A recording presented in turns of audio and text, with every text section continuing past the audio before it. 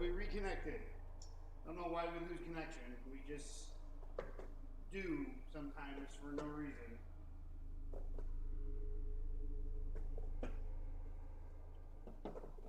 Which shouldn't even be a fucking thing. Like, it shouldn't even happen. And yet it does. And so it fucks me up, because I don't know how long we've actually been going.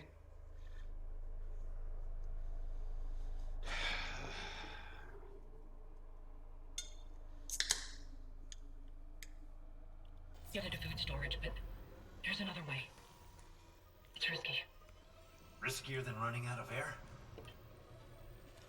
My team has been altered. They're all connected to the Leviathan, breathing out its toxins. That connection goes both ways. Okay. So if I get to your team and inject them... The enzyme will be carried right into the Leviathan's heart. Bind the Weezers. And they're suffering. And when the Leviathan is weak enough, we vent the bastard into space.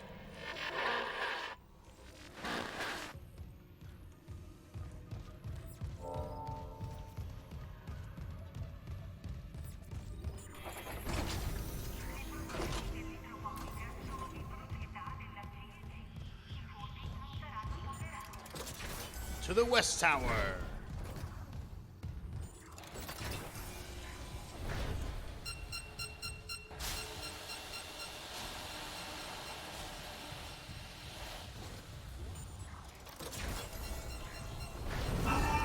Ow!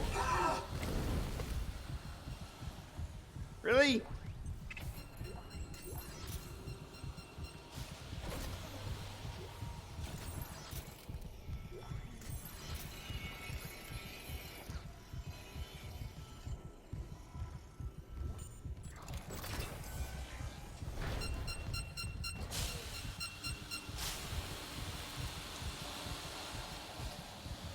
That seems like a real bad hazard.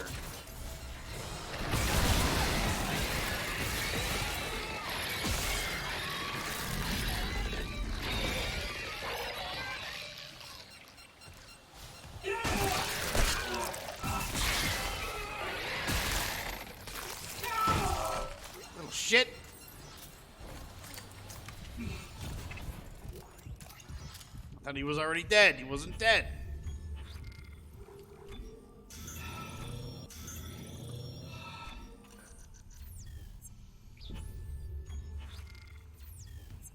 I thought I only had 7 extra rounds. I was like, what?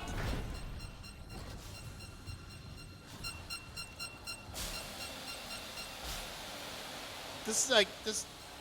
Who designed this? Maybe you need to take another crack at it.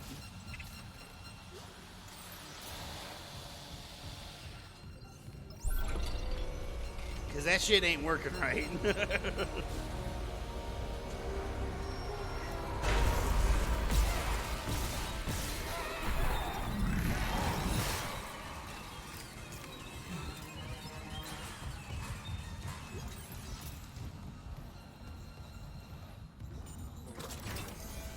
Moonwalk.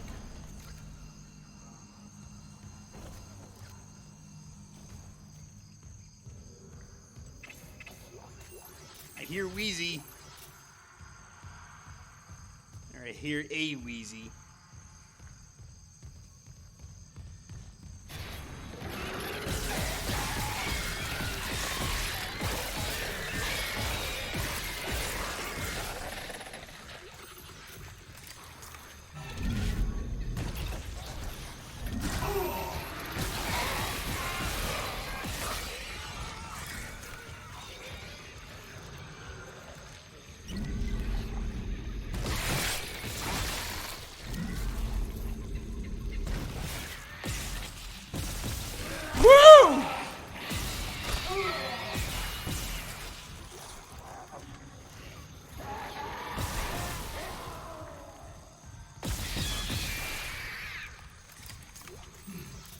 Bastard snuck up on me.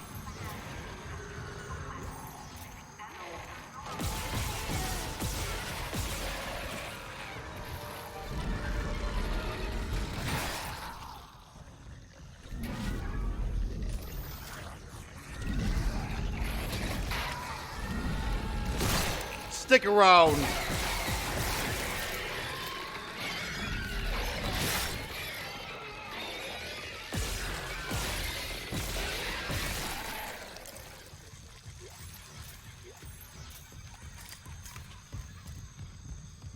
Anybody else want some?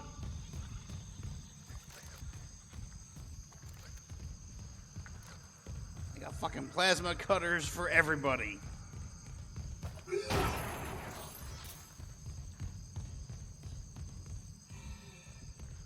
Let's see what the security request is. Security request retrieved. Hello, security. This is Dr. Cross in hydroponics. Something just hit the hull near food storage. We think it's a rogue asteroid. I have people injured from decompression. We need medics and crowd control right away. Oh my god. What the hell is this? Everyone out of food storage! It's alive! How can it be alive? Confirmed.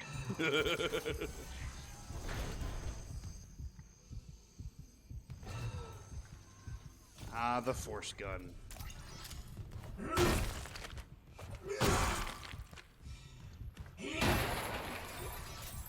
Force gun is so good.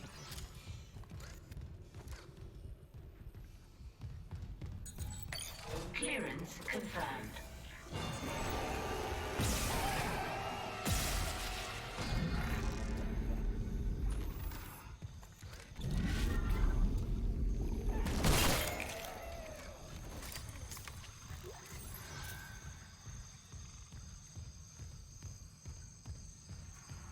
There's a lot of bad berries in this area.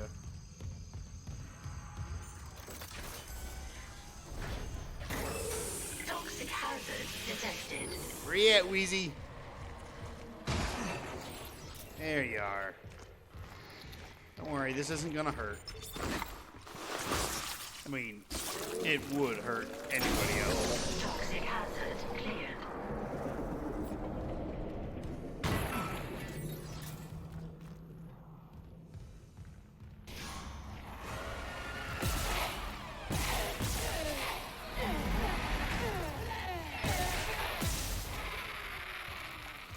Shot off her fucking head.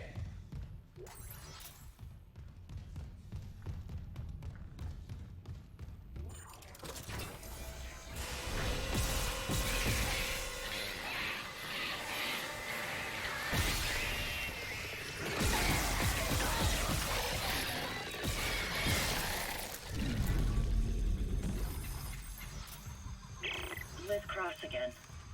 I never asked your name. Isaac Clarke, systems engineer. Engineer. Have you seen Jacob Temple? I haven't, but I'm looking for someone too. Heading up to the second floor. Dr. Nicole Brennan. Dr. Brennan. Doesn't she help people leave unitology? Yeah, like my mother. That's how we met. I hope she's okay. The unitologists here didn't like anyone questioning them. And since the captain died, they've all snapped. I feel like that those credits that were on top of that building, like somebody was playing a prank on someone and they were just like, yeah, fuck you, and toss their credits.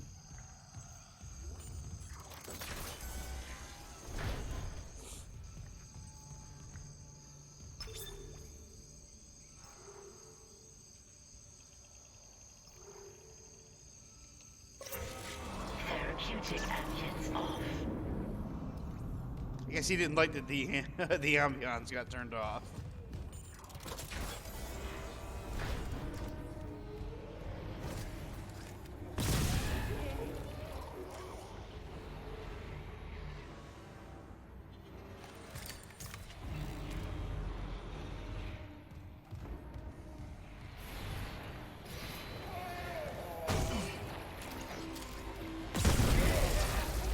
Double kill.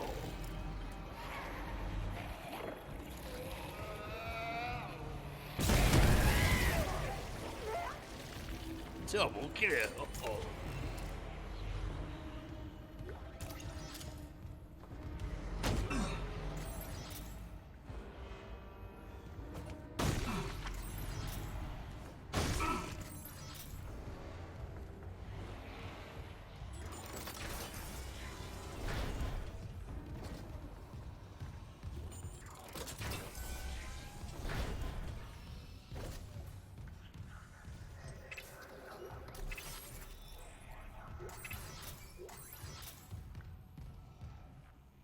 We are in refrigeration. Entering zero gravity.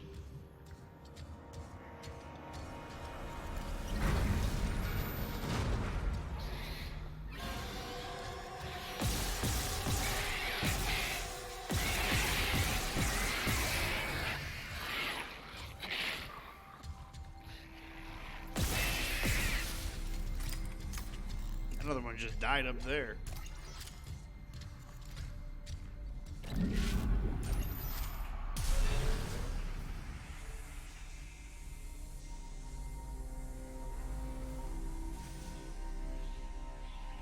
spin me right round, baby, right round. What kind of fridge has giant spikes in it?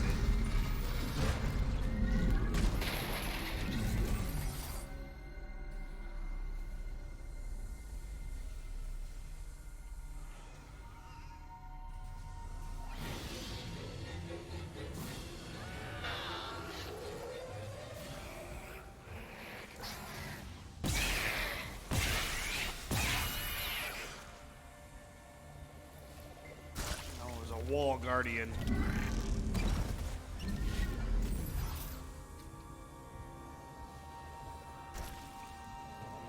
Hold on, let me reorient myself.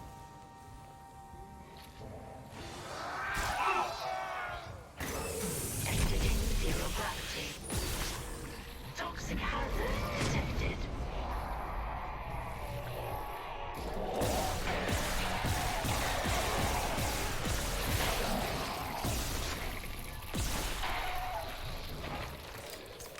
He's dead. Here you go, Wheezy. Toxic hazard cleared. Oh, I forgot this thing was there again.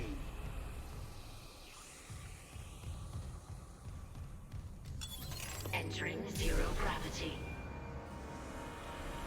All right, back through the fridge with the spikes.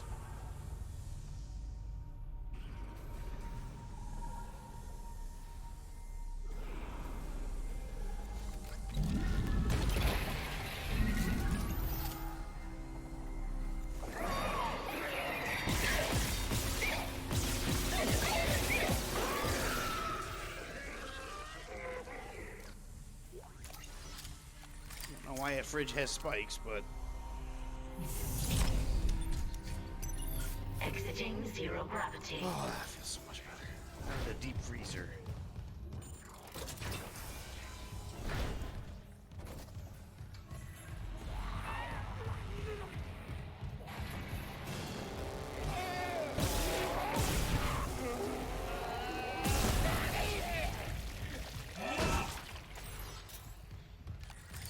They got more intelligent. They decided to use a pincer attack.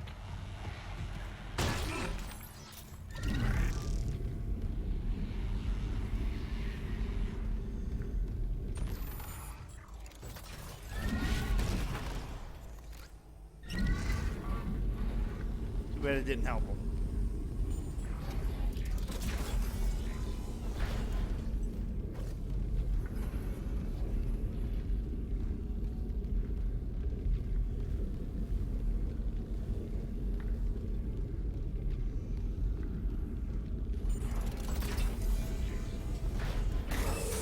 Toxic hazard detected. Isaac, where are you? Help me.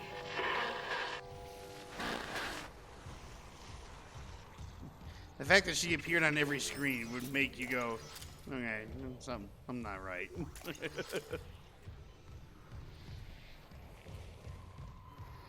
Wheezy.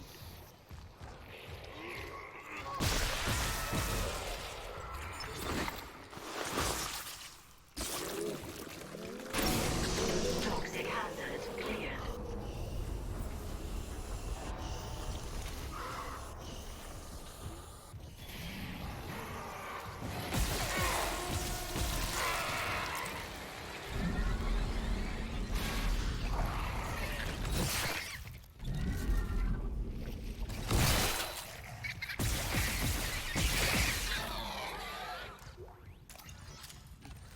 Yeah, I don't think so. Fucking bat creatures. Infecting assholes. Isaac, I looked up Cross's notes on the... Oh, God. Oh, my God. Kendra? It's him. 2 doors behind you. Karen. Wait, he's gone. He waved at me, and... sorry, Isaac. Keep going. A glitch on the cameras. It looked like my little brother. Stupid, right? That's not possible. No, it's not. We need you to keep your shit together there, lady.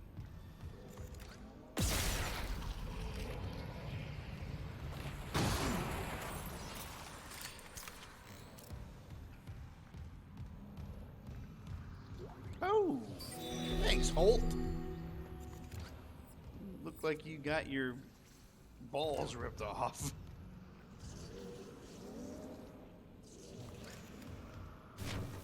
I suppose I wouldn't want to live after that either.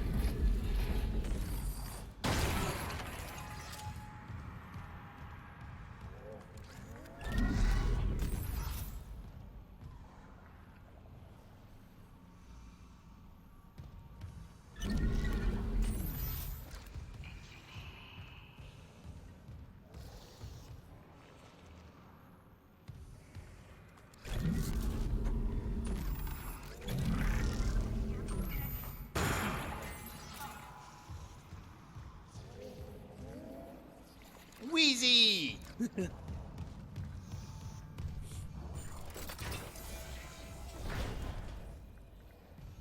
Oh.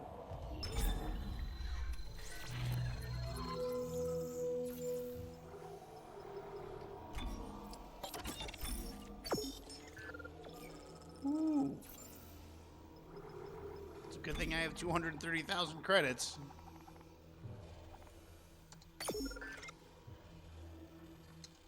Have a productive day. I plan to.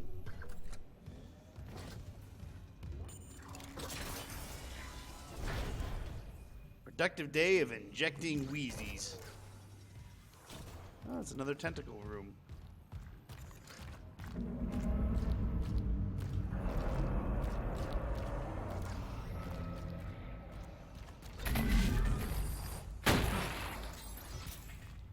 You think the goo like this acts like a spider's web? Like it can feel something walking around?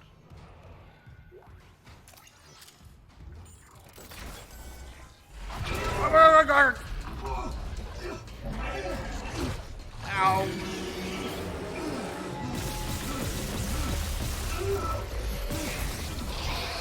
Whew.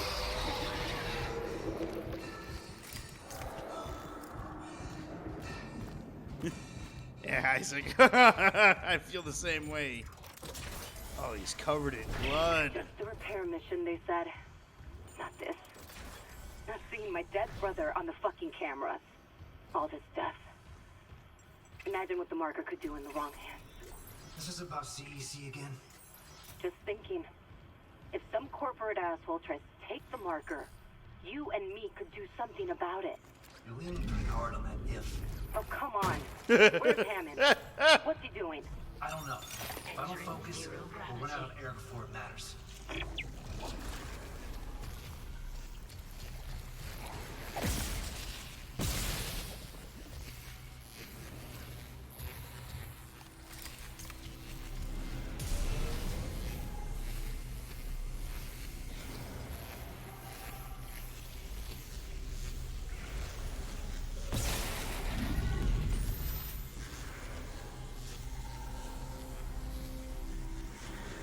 What's in here? Nothing.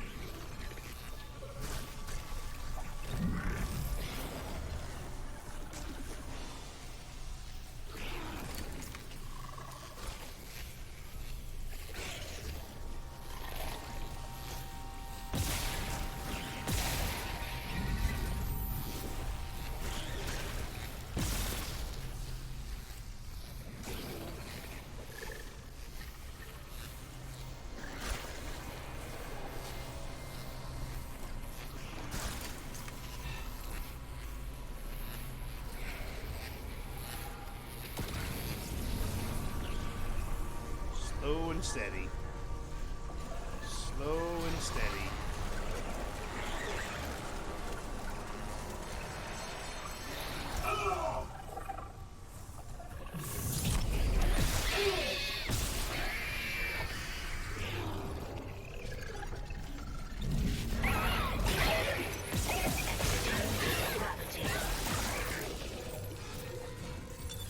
Entering zero gravity.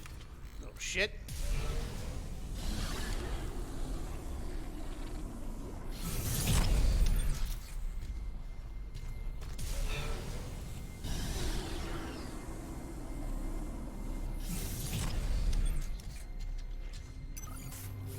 Exiting zero gravity. There we go. No more electricity.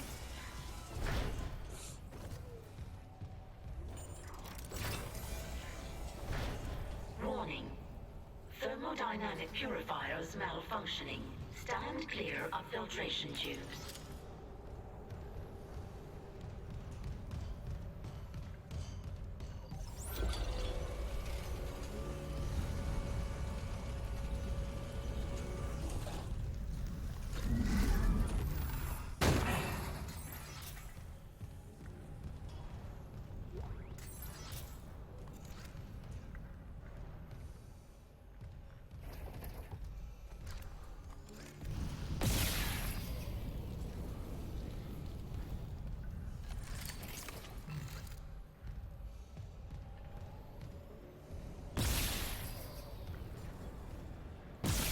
Warning.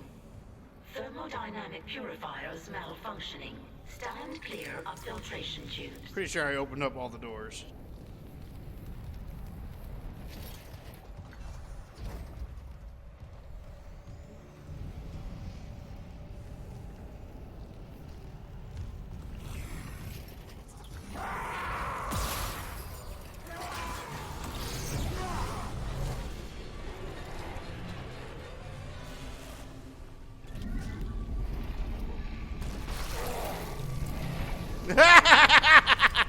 Get roasted, asshole.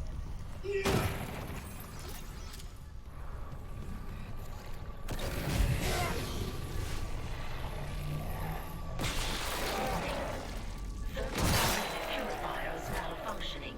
Stand clear of filtration tubes.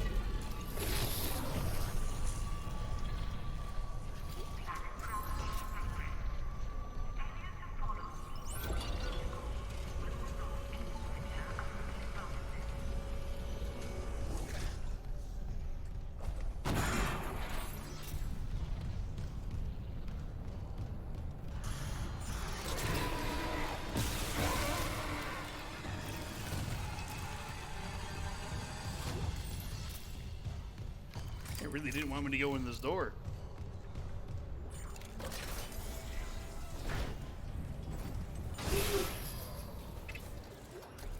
Warning. Cut. Thermodynamic purifiers malfunctioning. Stand clear of filtration tubes. Text log.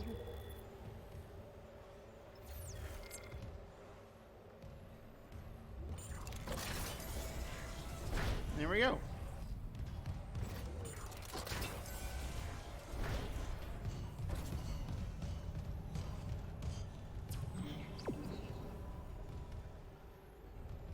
Storage. Toxic hazard detected. I found you, Wheezy. You think you could get away? Warning. Toxic hazard cleared.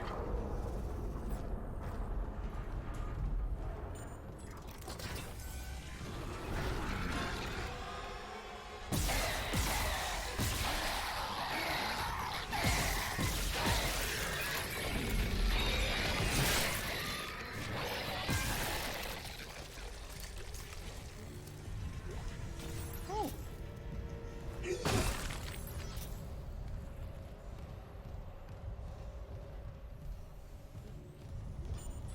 Now you can come through here again. Warning. Thermodynamic Purifiers malfunctioning. Stand clear of filtration tubes.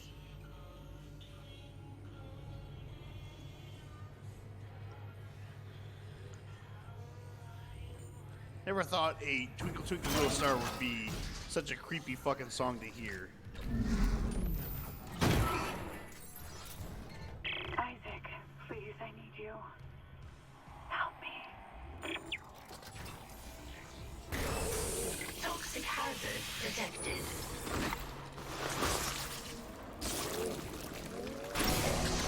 Oh, his eyeball was like popped out of his head. Did you see that?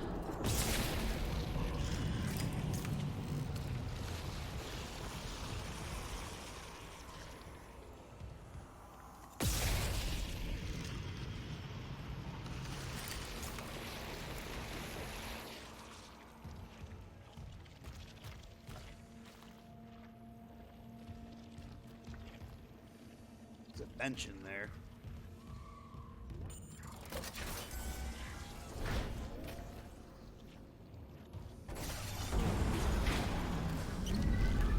Hazardous anomaly detected. Quarantine activated.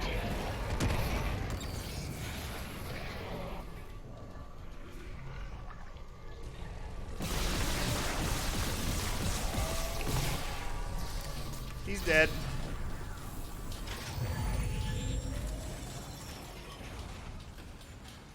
Quarantine lifted.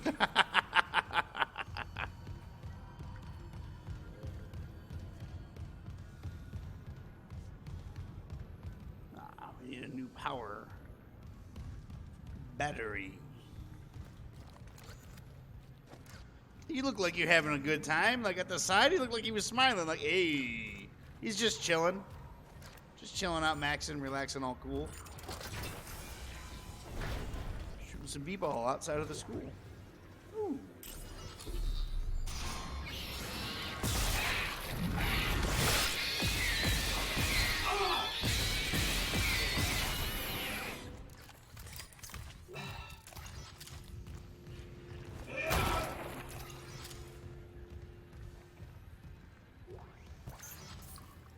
Ugh. Oops. Oh, that feels so much better. Oh, yeah, that's the stuff.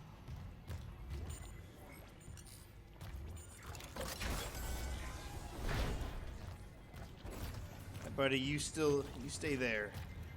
You're a very chill individual.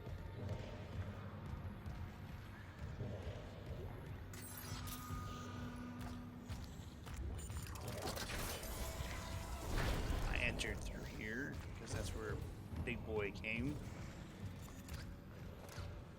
There's a Wheezy in here. Toxic hazard detected. Here you go, Wheezy. Toxic hazard cleared.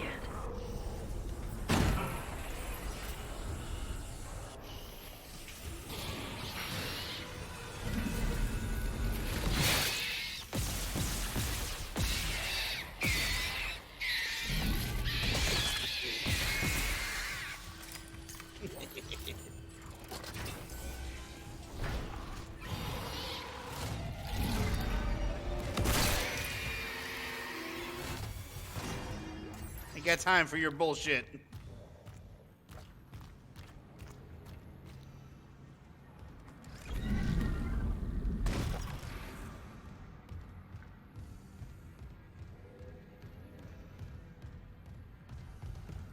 Does this elevator work? It does.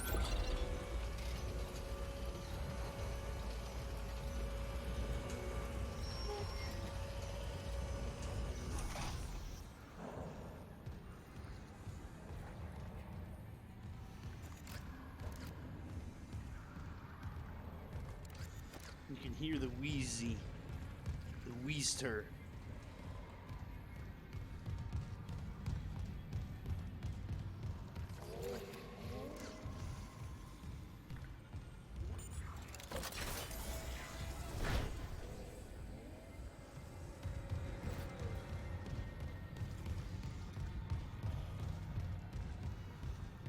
I came from here, didn't I? Yeah, because this goes over to the other hydroponic side.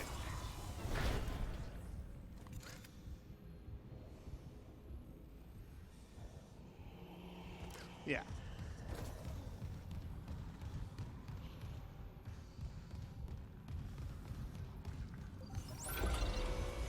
I need to turn off gravity.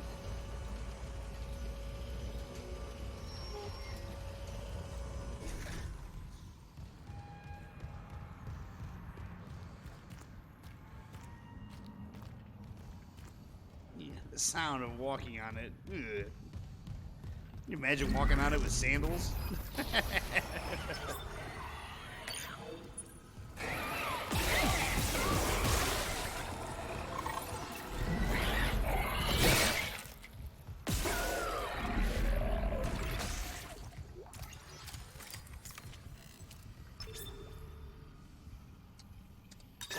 Entering zero gravity.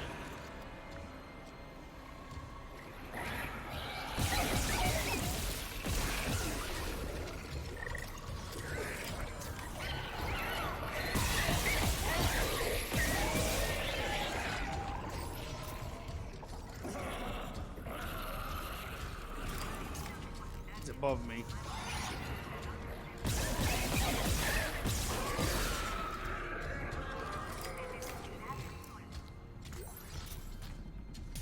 Itch.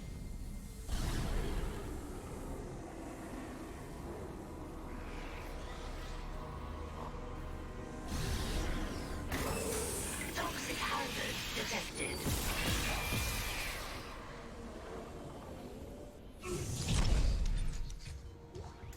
I'm coming, Wheezy. Don't you worry.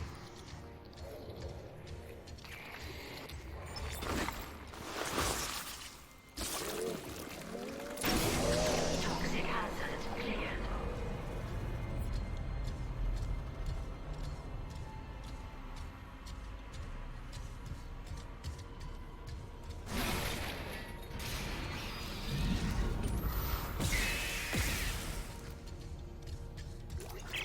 This is Liz Cross. Hydroponics. I need to record their names. Hidaka. Holly. Antonov. Park. So many. I don't know how much gas they took in. I just saw them change. That crack when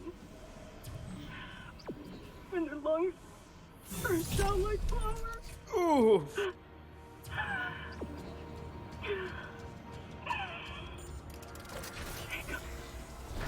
Jacob. Exiting zero gravity. I love you.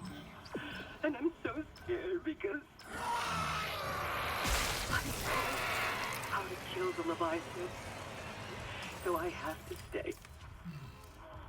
Until it's paid for every single one of them.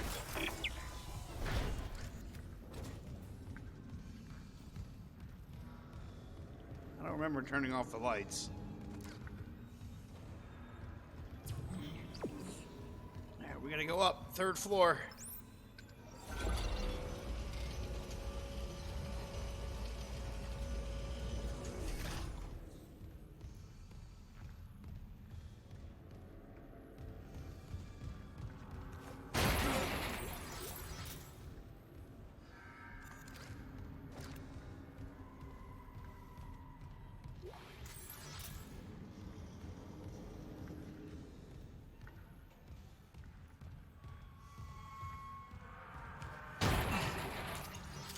Just looking for things I can pick up from the top of buildings down there.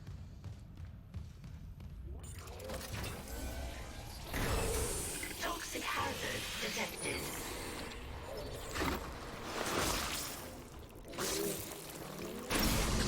Toxic hazard cleared. They're at peace. Thank you. The Leviathan's metabolism is slowing. Cross, something's up. It must have worked. You gave it enough enzyme to dissolve a freighter. Okay, I'm unlocking food storage. Quickly get back there and space the bastard while we have the chance.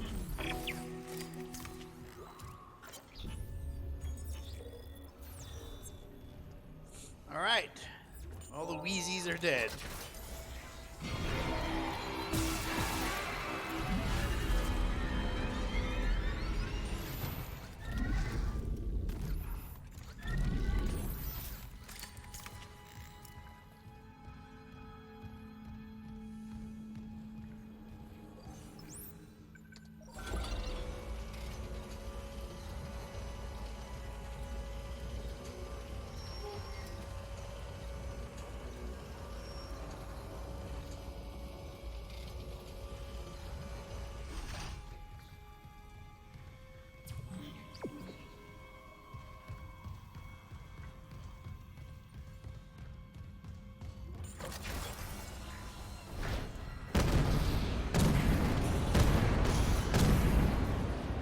Sounds like he's angry.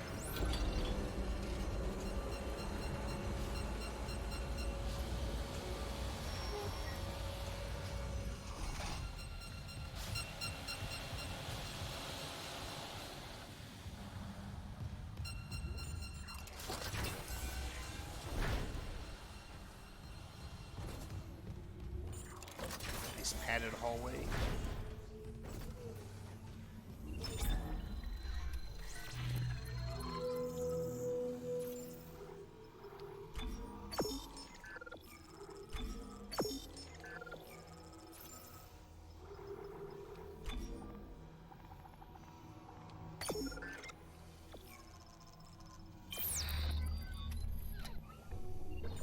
All right. Let's go kill this bitch.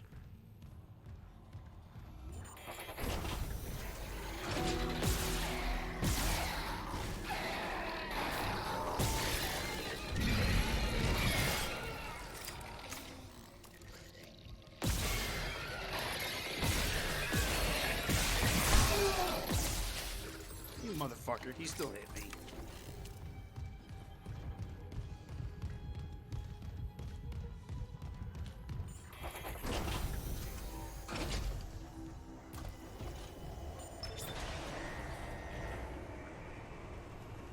Contamination detected in food storage. Cycling airlock. Damn it! The airlock's open, but the Leviathan's too strong. It's clinging to the interior of food storage. We need more enzyme. There's no time. I'm going in. Maybe I can cut it loose. The Leviathan has a 10-kiloton mass. Do you really need me to tell you this is a bad idea? Well, I'm all out of good ideas, so guess what's left? That's my boy. That's my boy Isaac. Gravity. Here's a pro tip. You upgraded your kinesis module. You can grab a whole bunch of supplies before you even go into the fight.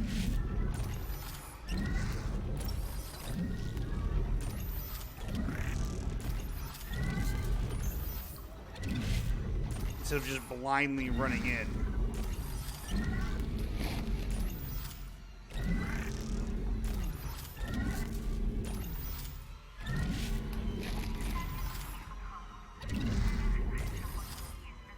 I think that's everything we can grab.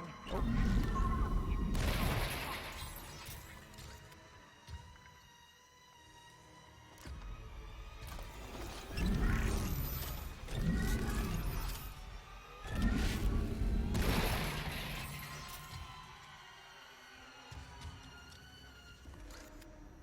All right, you ready?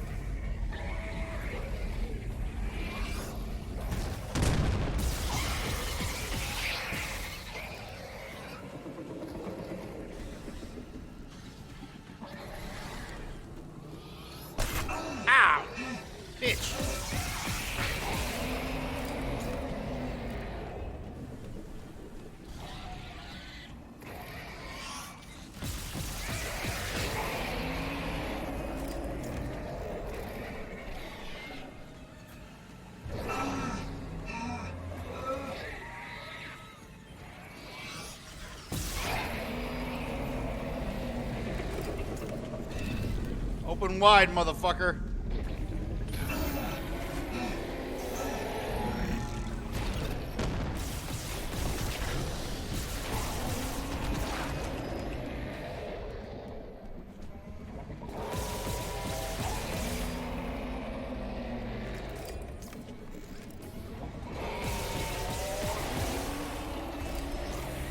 Toxic hazard detected. No. It's expelling all its gas reserves. It must be closed. Isaac, finish it off.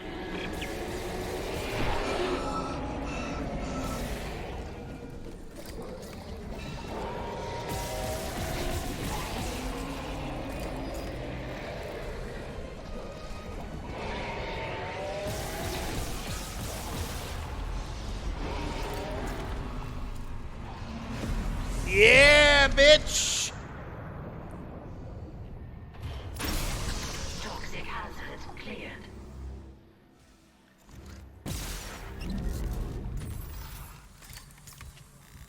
That's how it's done. Hello. You crushed the heads of Leviathan. He will be meat for those in the wilderness. Thank you, Isaac. Come back inside. We should talk.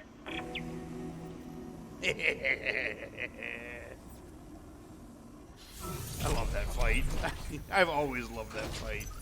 Exiting zero gravity. Even in the original game. Air quality's improving. There's still pockets of gas trapped here and there. Here and there, I can handle. Listen, Jacob... My Jacob. Last I heard, he was on the mining deck with some other survivors. He said they were building an SOS beacon. Did they finish it? He said it was nearly done, but I haven't heard from him in a while. I can't leave yet. I need to make sure the air is safe to breathe. But if you can find that SOS beacon, call for rescue. I will. Mining deck. Okay, got it. And if I meet Jacob? Tell him I'll find him. He's all I want to see. Oakley dokley. An Excuse SOS me. beacon. Someone jettisoned all the others. Isaac, there's a shortcut to the mining deck. You're across his workstation. I'll get it open. Goddamn. We might actually get out of this nightmare. Environmental hazard complete.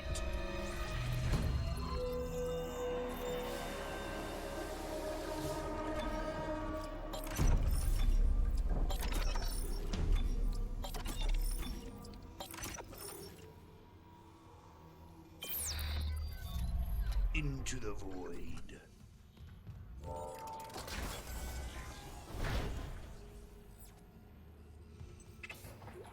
Yeah, just take a load off there, buddy. You won't be needing that 1,200 credits. Ooh. 1,300 in total.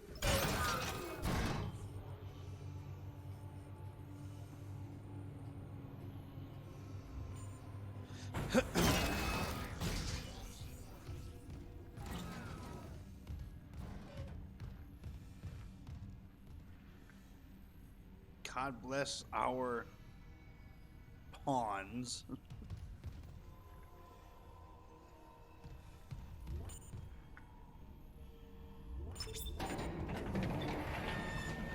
There we go. Now the mining site is Station open for now business. accessible. Thank you for your patience. Welcome to mining operations. The mining deck systems are running haywire. Great. Let me work on the elevators. Any idea where Temple's SOS beacon might be? I'll check the mining control room. The launch tubes there could send out a beacon easy. Anyone there? Hammond? Where are you? In the vents, hoping they don't hear me. Yeah, those things are everywhere. No, the unitologists. They're all here on the bridge. They've lost it. One of them stabbed her friend in the head. He just stood there. He fucking smiled. They're going somewhere. Hammond! Shit. Lost the signal again. We gotta find that beacon, Isaac. Fast.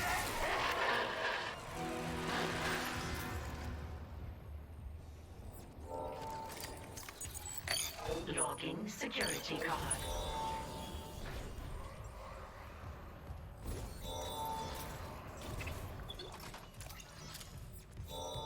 Contact energy.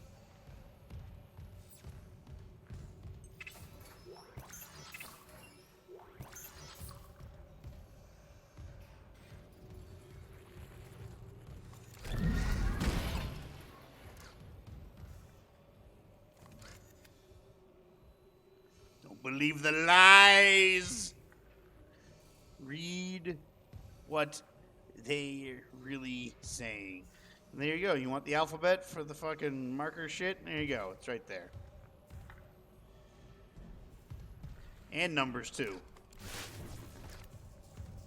Let's practice some fire safety, shall we?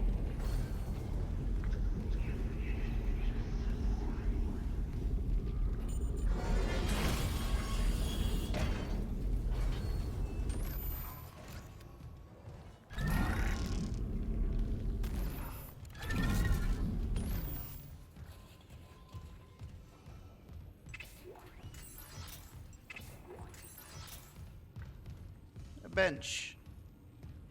I need no bench.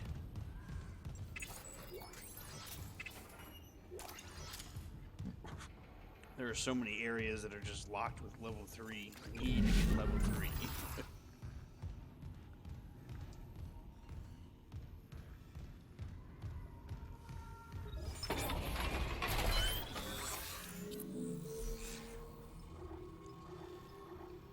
I'm just gonna go down the list and just upgrade everything.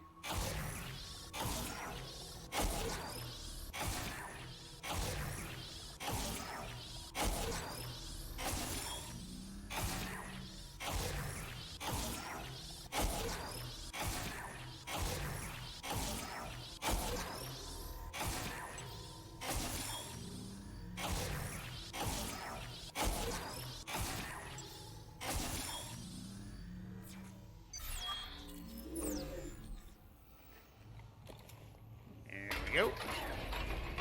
3 weapons fully upgraded.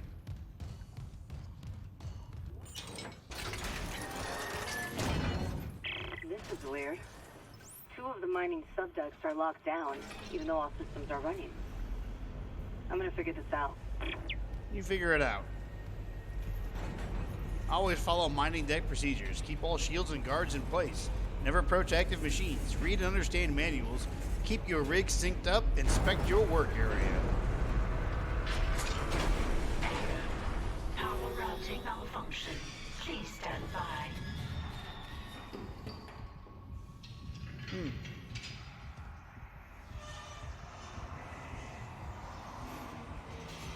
I think they know I'm here.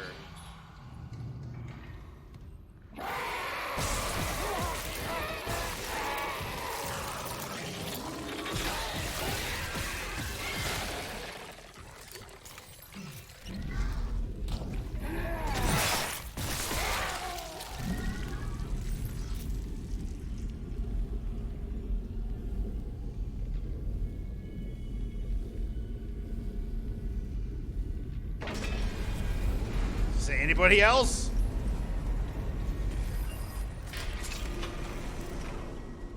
Processing is locked. I think maintenance is locked as well.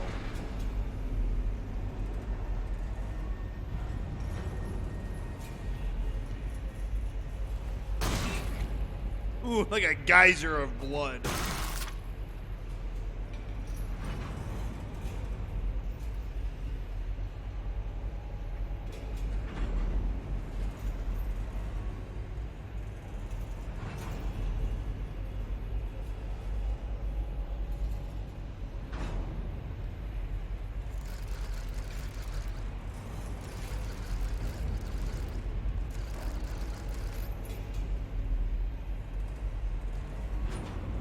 God damn, this is a slow ass elevator. Yeah, that's locked too.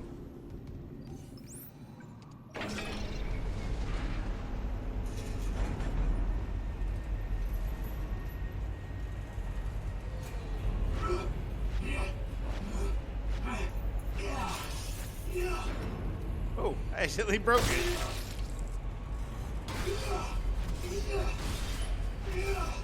No sign's gonna tell me what to do. I follow my own rules.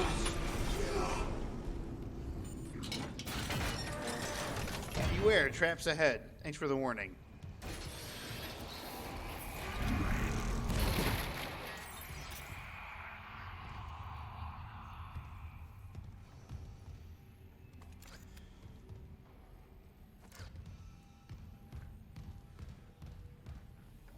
Die.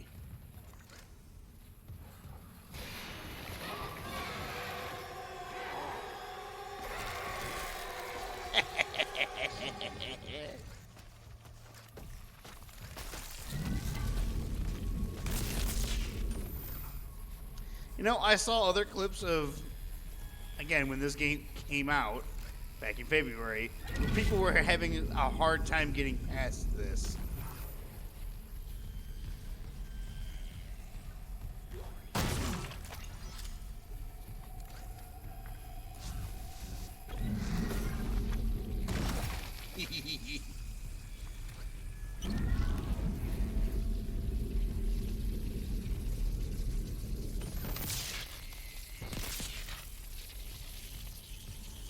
I don't understand how you could have a difficult time with this.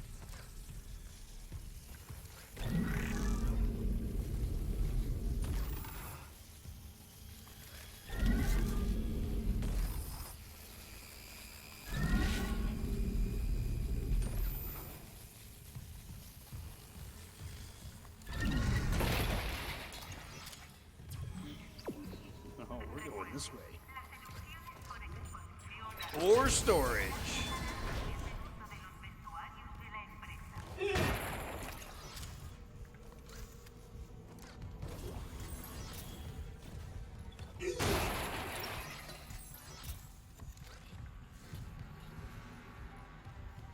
Anything for me in here? Anything? Hmm?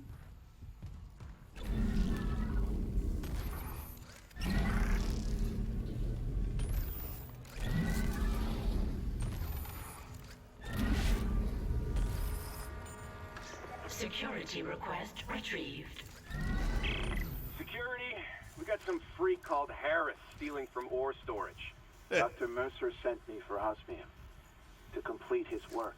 Yeah, I don't care if God Almighty sent you. You skim from CEC's profit margin, we get screwed. God? So, you can put that osmium down, or I can break your arms first. I worked with people like you on Aegis 7. They'd steal my power nodes. Leave me to dig with no light. Hey, hey! Get off me! But when they abandon you in the dark, it's not empty. The marker whispered its revelations there. Now I understand them. Do you want to hear? Warning. Untrained personnel may not use suit kiosk. No, stop, please!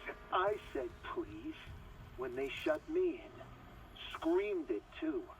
I promise I won't laugh like they did. Warning. Suit kiosk is obstructed. Serious injury may occur. Oh, God! Help me! Yeah, serious injury occurred. Incident report filed to Bridge by Dr. Nicole Brennan. See related rig activity.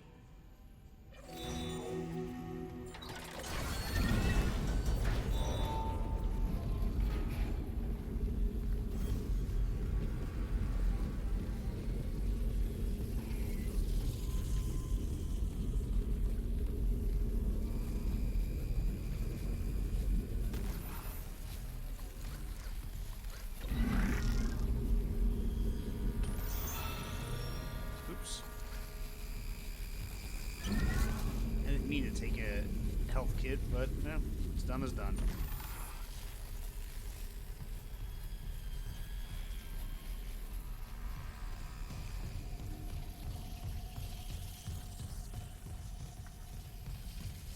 This way.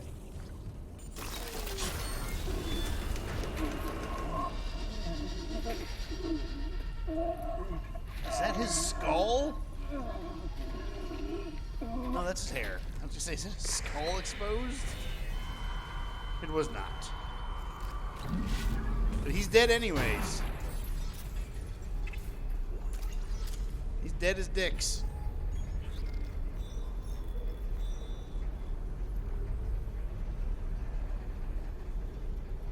And the report on the bridge. I will go back to the bridge in a moment.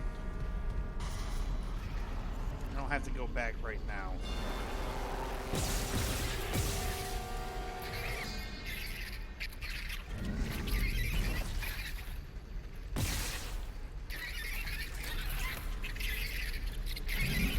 Fire safety. Aw.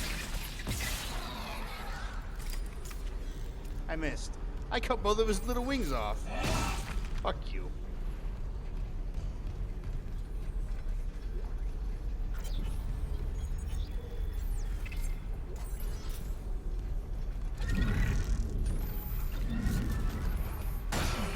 Somebody holding on to a blade for sentimental reasons?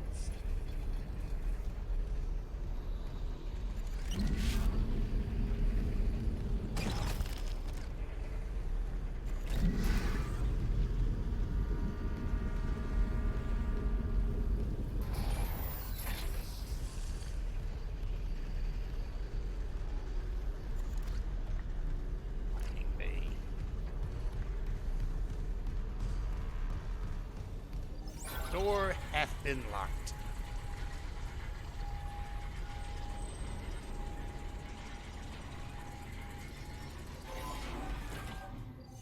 Oh.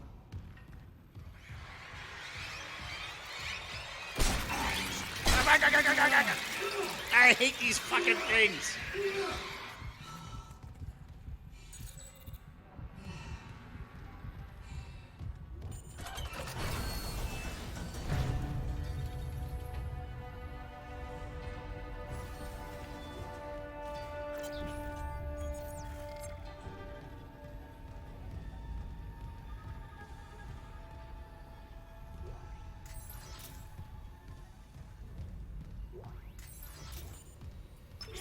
Launch tubes sealed.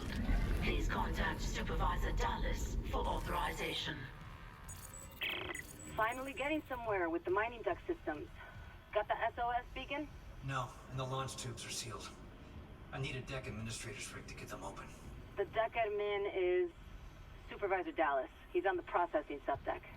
I've got rig activity for a Jacob Temple 2 maintenance subdeck. Maybe he left the SOS beacon there. Just hope you can reach it through these malfunctions. Not malfunctions. Traps. The miner's way of holding the line. Shit. Okay, I'll unlock the subdecks. Just make sure that beacon's not wired to anything.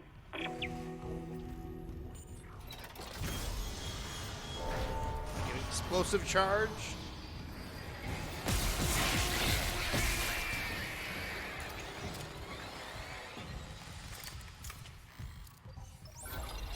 Fucking little baby. Little bastard.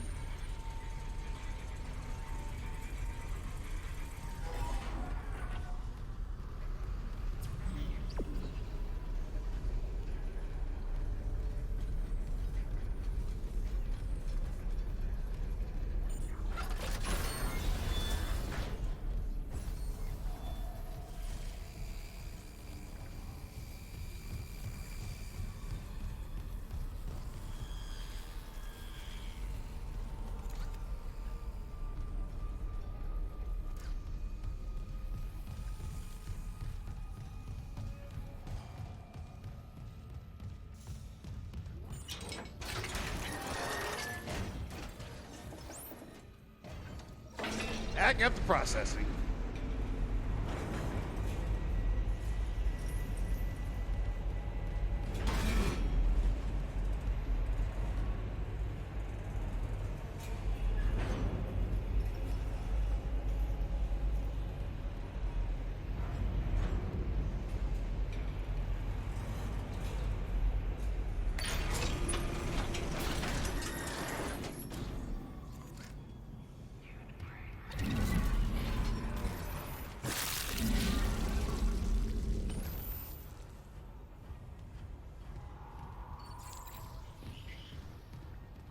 Liz, it's Jacob.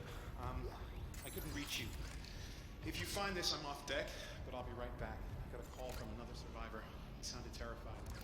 I'm gonna lock up the SOS beacon and go and get him. Best launch window's not for a while. Anyway, it sounds like it's worth the risk. It's a doctor.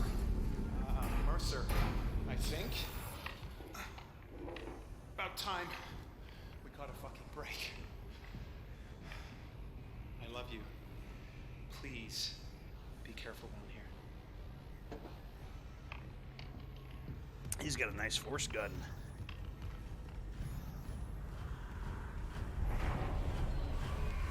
Safety begins with teamwork.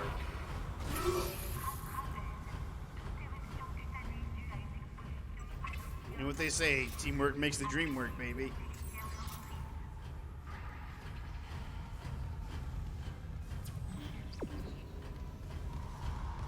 Me. Opposite way the game tells me to go. That's for me.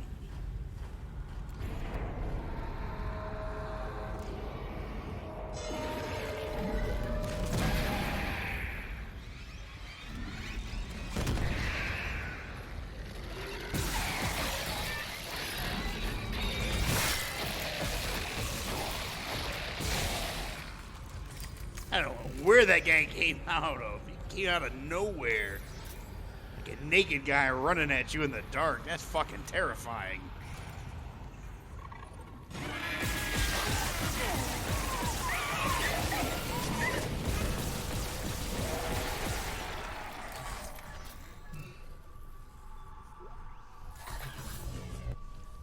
Caught that shit in midair.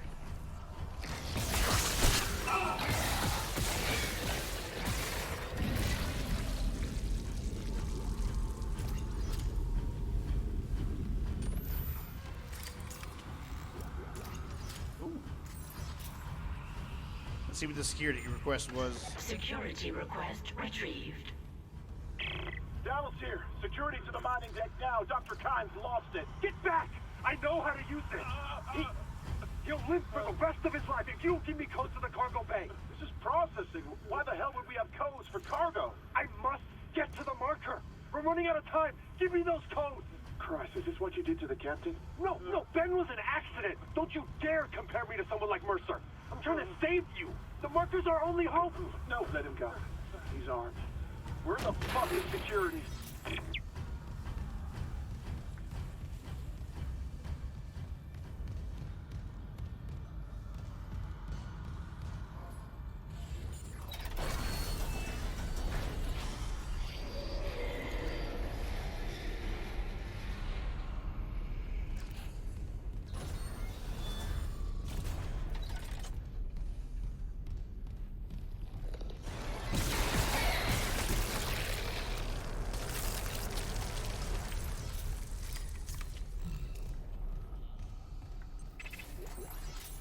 That was an exacerbated sigh that Isaac just let out there. Just, fuck.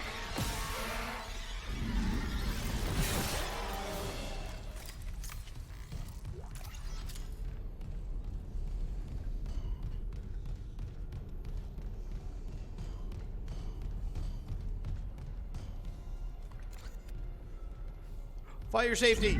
Fire safety! Didn't work.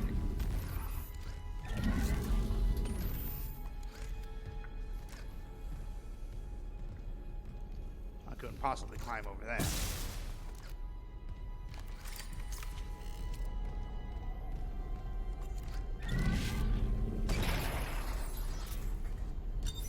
Entering zero gravity. The administrator's rig should be in the processing control room, but the control room door can't open till gravity is restored, but the system won't reset the gravity while there's loose debris. At least the processing beam's still running. Stand by. Exiting zero gravity.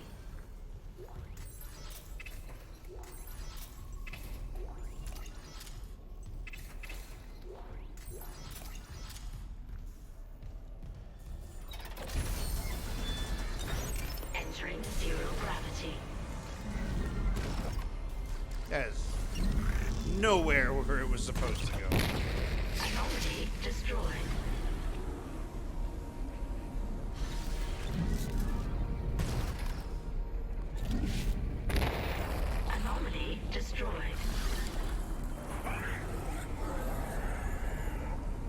put yourself into the beam.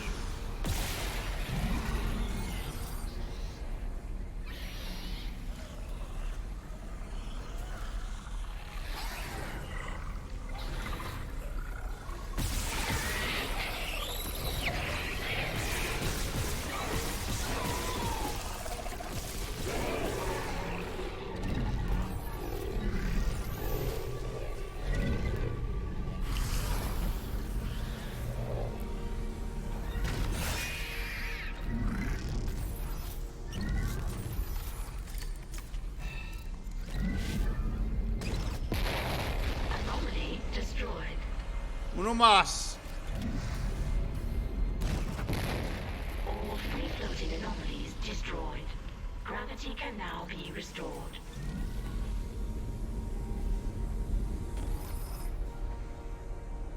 There we go.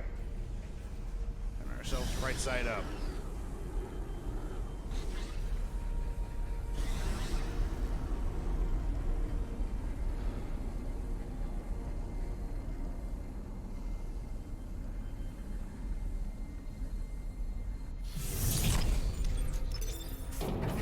Gravity restored. Processing control room is now accessible.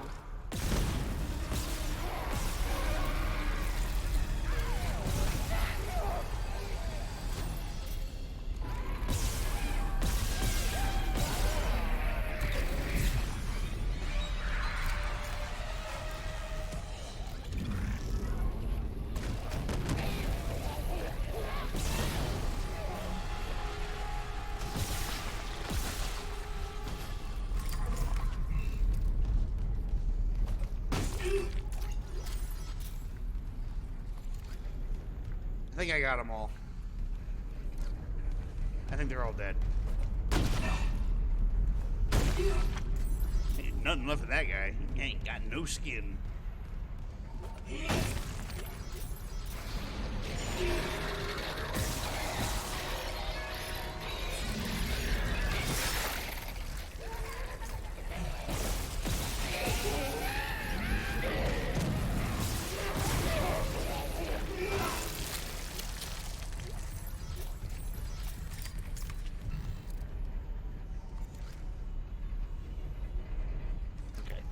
It's just double checking.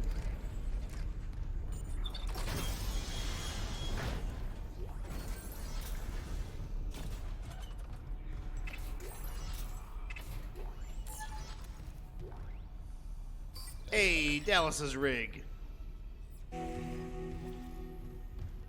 Level 3.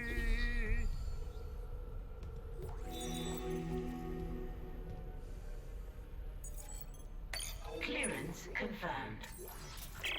Supervisor Dallas, final log. I've made sure they can't leave this subdeck, but neither can I. I've seen what they do to the bodies, what they become, and I cannot let that happen to me. At least if I don't have any limbs, and I can't kill anyone when I'm infected. Clearance confirmed. Please tell Dawn and the kids that I love them.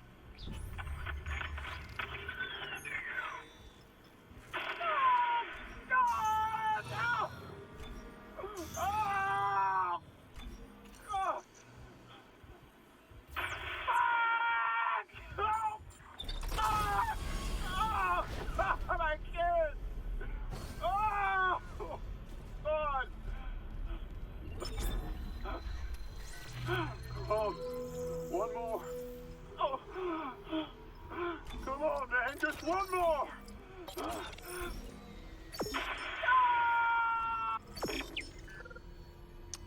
Yep, that guy's dead.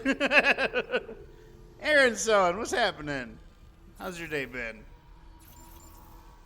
Oh, look, it's all my suits. Level Legacy, level 1, level 2. I'm sorry. Yeah, level 1, level 2, level 3, level 4, and level 5.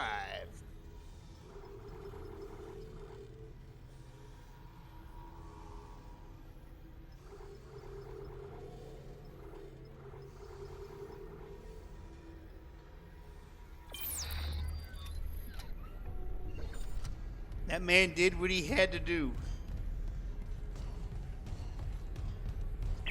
The administrator's rig changed location. You got it? I got it.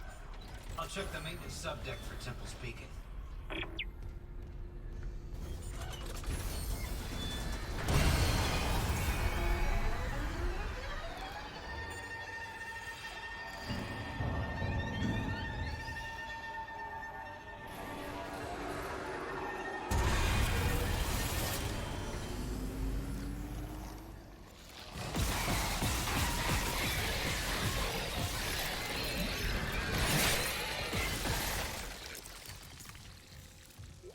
Woo! That little bastard took a lot.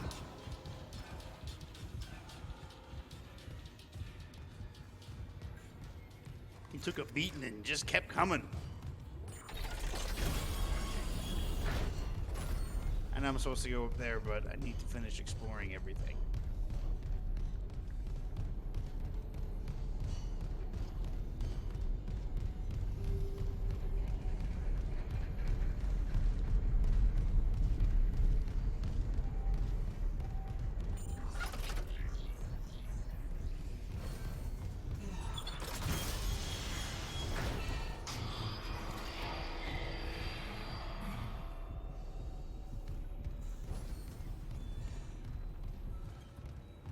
I was just here.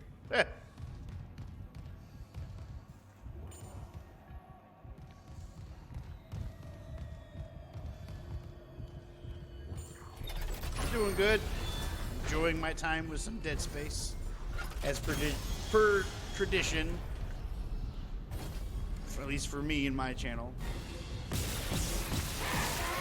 Dead Space was the game that I first started to stream. Ah! And so every year on October, I do it again.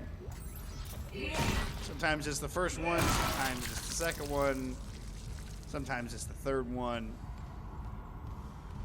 But now with the remake, it was the remake this year. Even though I already played it in February, I was going to do it again.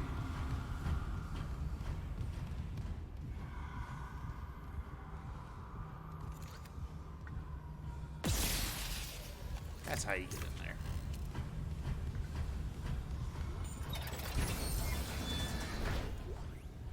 Schematics! I guess that's the schematic I missed. I just got the achievement, Merchant. Clearance confirmed. Clearance confirmed.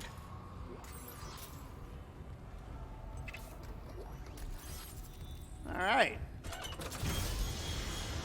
Love this game. Yeah, I do too. It's always just so fun to jump back in and get the shit scared out of you. Even though you can play this game a million times and you know where all the jumps are and you know what to do and what to expect, there's still certain areas at certain times that just get you every time.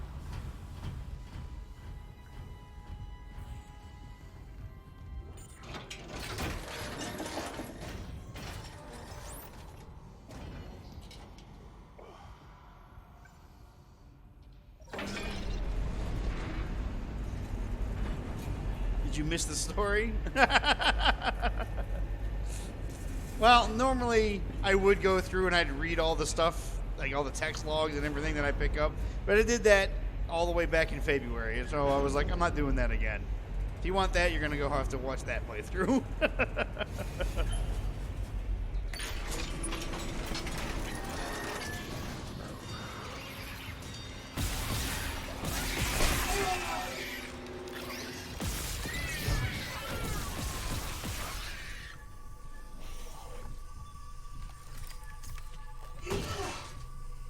Little bastards.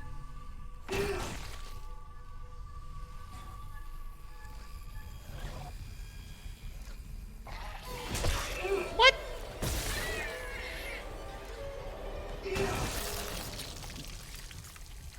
Oh, personal story. No. I mean, I can tell you a personal story because you haven't been here for a minute.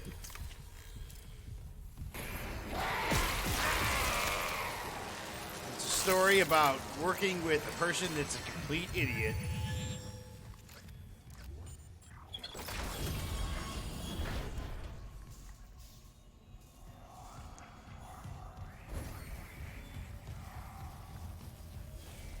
All right. So at work, I was tasked with training an individual that had already gone through 2 different trainees or trainers. And I was like, okay, I don't know why they're going to put him with me since I literally just got signed off. But I had done this job before, so that's probably why they felt comfortable to do it. So I was like, all right, I'll train him. So he's with me. And the first day he was with me, I knew this guy's not going to make it. He's not going to last. I know he's not going to last.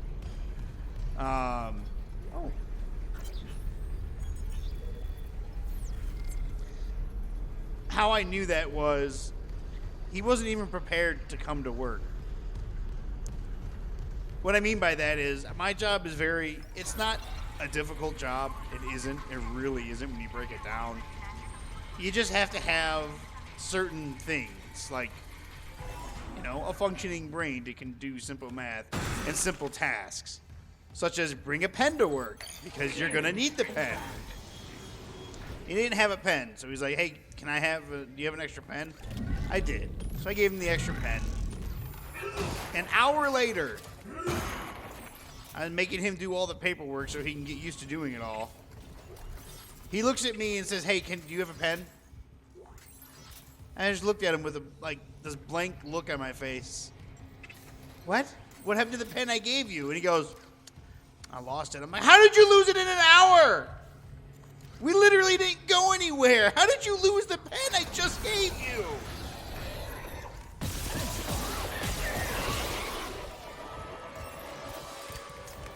So I was like, I'll let you borrow my pen. Do not lose this fucking pen. Probes loaded. Unable to launch. Clearance confirmed. After that, it was just a series of other things like that. Like he would go off on his 2 days off after his working 5 days, and he'd come back and you'd ask him simple questions like, hey, what type of aircraft is this? What do we do with this? And he would just look at you like, I don't know. I wanted to say, do you get factory reset on your days off? You just fucking forget everything? But I'm not that mean of a person, so I didn't fucking do it.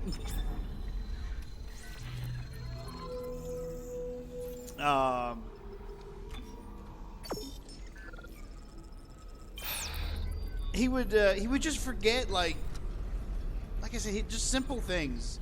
When I let him drive the truck around the aircraft, because we have to drive the trucks around the aircraft, he would go way too fast, and I'd have to constantly tell him, hey man, you gotta slow down a little bit. And I told him that in general, I'm like, you need to slow down with everything that you're doing, because you're moving too fast, and that's probably why you're forgetting certain things. I was like, slow the fuck down. After the 9th time of him just kind of trying to rush shit, I had to just yell at him. I was like, slow down! Hammond? It's fine. He's like, well, I don't want to make a mistake. I'm like, you're going to keep making mistakes if you keep rushing. Is there something wrong with my defect?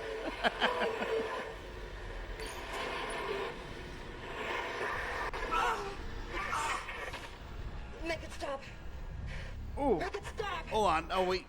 I'll continue the story after this video call. That was the marker. Did you? I don't want to try and talk over them. I didn't see anything. I lost Hammond's signal again. Just get the SOS beacon. I want off this fucking ship.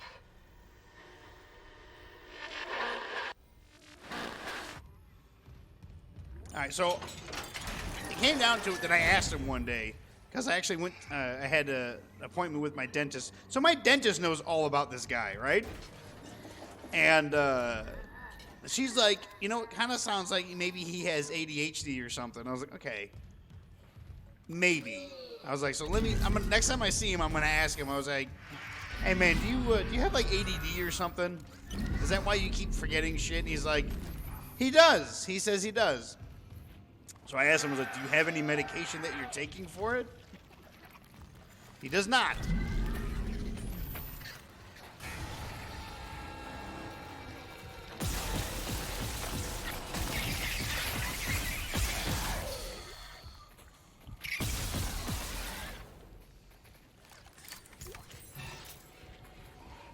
Definitely had something. Well, eventually, he got signed off. By some miracle chance, he got signed off. And I mean, it was good. It was good that he did get signed off because I was really getting tired of having him in my truck. Now, the hope that I had for him. Well, hold on. Don't feel bad for him too much yet. The hope that I had for him was when he was on his own, he would kind of like realize, oh, he doesn't have a safety net of us trainers anymore. That he'll have to straighten out and kind of fly right, you know? That was my hope.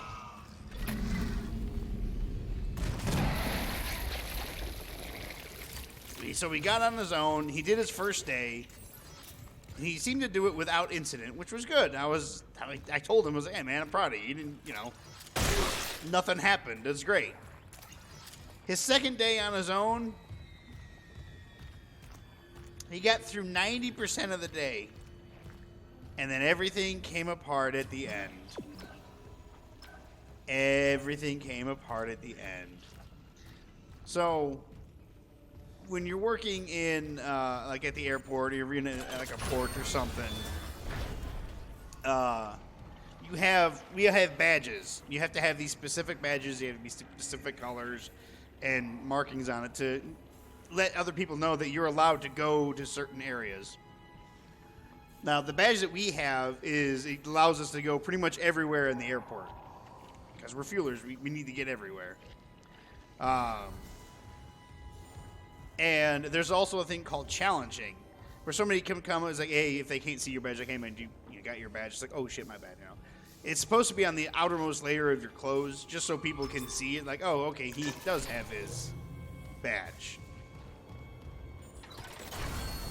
And there are also certain things when you're working that you're not supposed to do. Like, when you're fueling an aircraft, don't be on your phone. It's pretty self-explanatory. When you're at work and you're doing the actual job, don't be on your phone. So he was on his phone while fueling his last flight of the day. And an FAA agent saw it. And so she kind of walks up to him and was like, this is what I heard that the story happened was. She walked up and said, if I was the fire department, I'd be really mad at you right now. He turns around, and this is how he responds to that. He goes, who the fuck are you? That's not how you respond to anybody. And she kind of shrugs it off and says, all right, look, let me see your badge. And he refuses. Now, when you refuse to show your badge to somebody, generally that means, okay, this is trouble. Now we're going to get like the cops or somebody called on you because you're refusing to show your badge. It could mean any number of different things.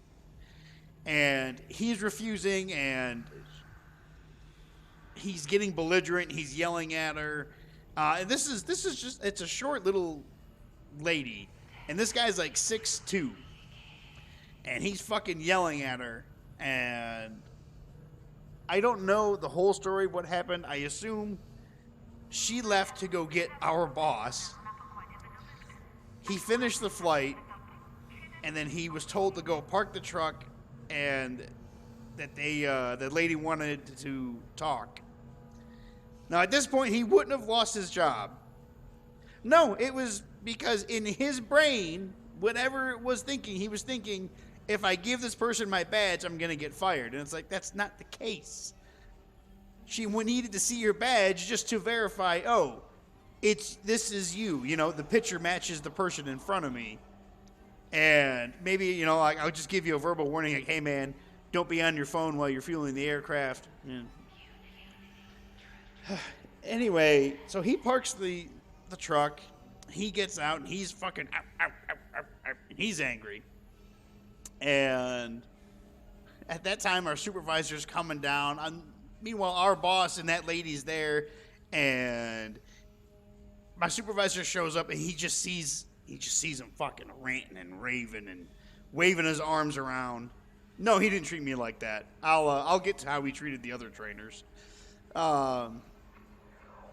And the supervisor gets there and he's telling him, he's like, hey man, look, just, calm down. Because like I said, he wouldn't have lost his job. All he had to do was take a second, take a breather, realize, oh shit, I'm making a mistake, and be like, oh, all right, let me calm down.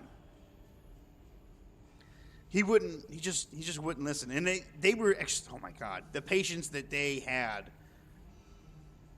it was saint level.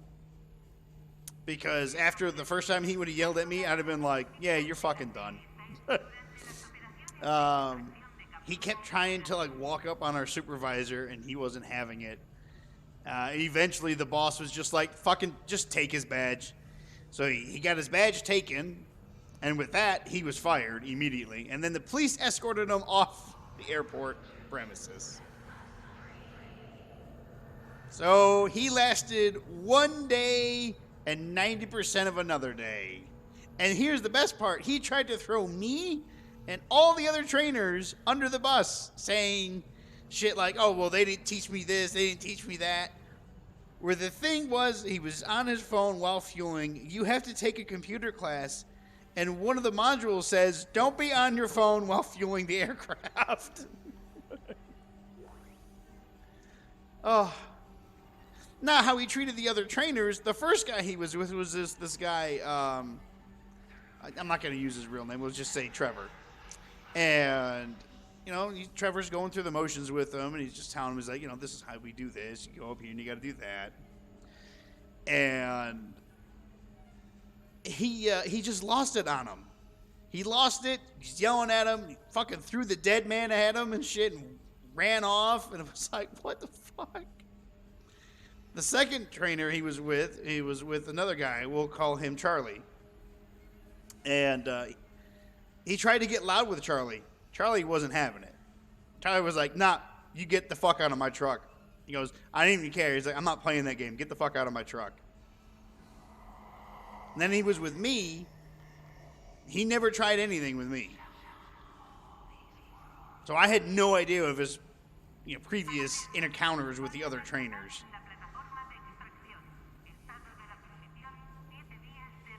I mean, there's still a part of me, because we all still talk about him now, that felt bad because he had never had a job like this. The job was paying well. He seemed to be kind of turning his life around a little bit. I was like, all right, I'm kind of happy for you. He's going to have some money, some extra money. He's going to be able to do some stuff. And then he went from 0 to 100. Am I a scary guy? No, I'm not a scary guy. But like the other guys, I'm not going to take it. It's like, if he would have gotten loud with me, I would have been like, you can fucking walk. It's like, I'm not going to have you in my fucking truck. It's like, you could just walk. I don't care. It's like, I will leave you here at a certain gate and just leave. It doesn't matter. I've got no time for that. I'm too old to be dealing with assholes like that.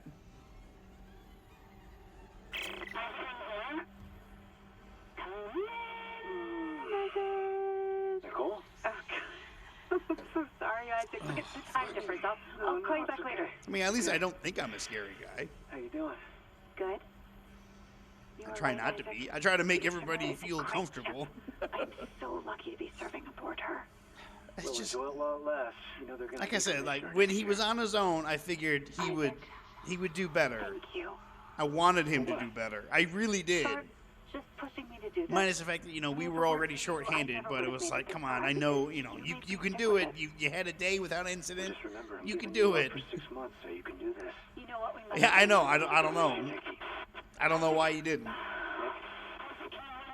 Nicole? Nicole? Hey, can you hear me?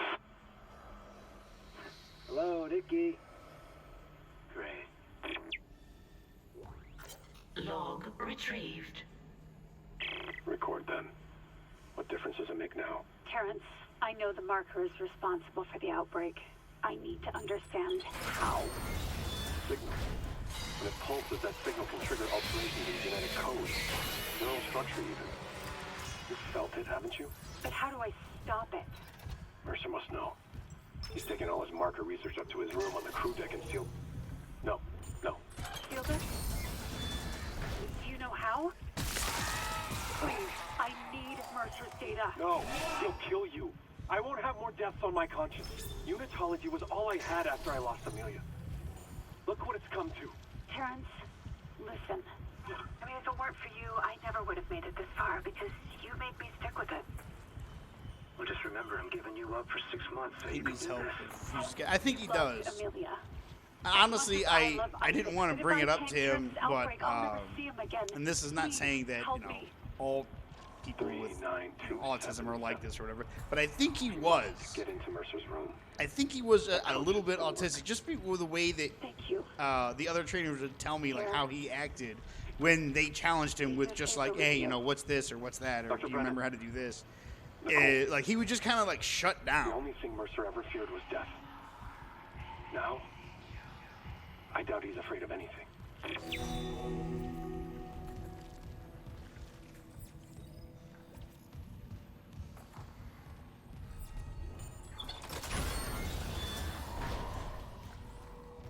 But I didn't want to like bring it up to him because I didn't want to sound like a rude asshole. Like, hey man, I just gotta know, are you autistic?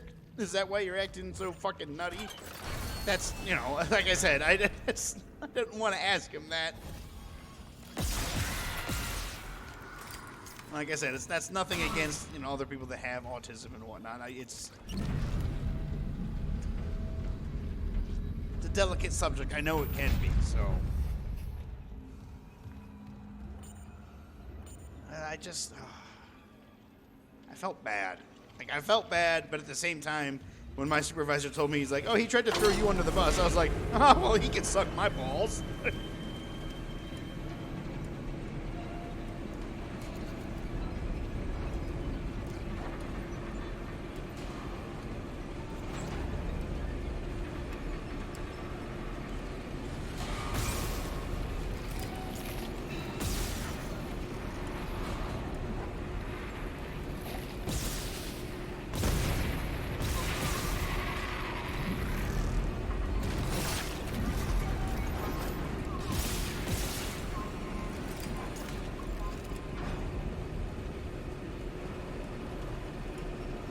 I tried to help him as much as I possibly could.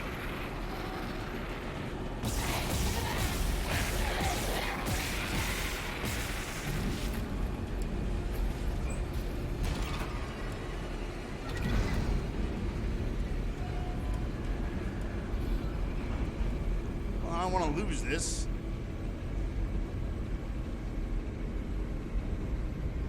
This would probably work too. Yeah, probably. Ooh. Well, I guess I got a couple of explosives now. Nicole?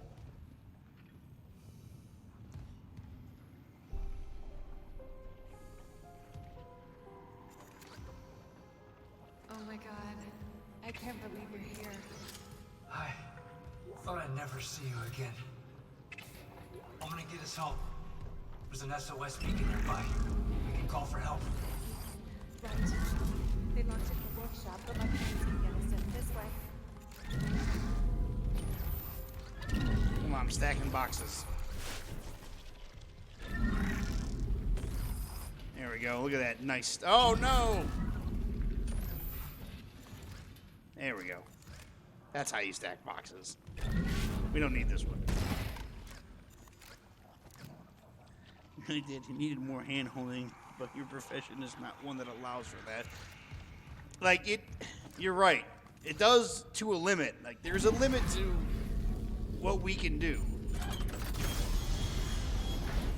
Like I said, my job, it's not a hard job, because it's not. It really isn't. There's so much I need to tell you. But the job can go, like, it can go bad quickly if you don't pay attention. Everyone's counting on us.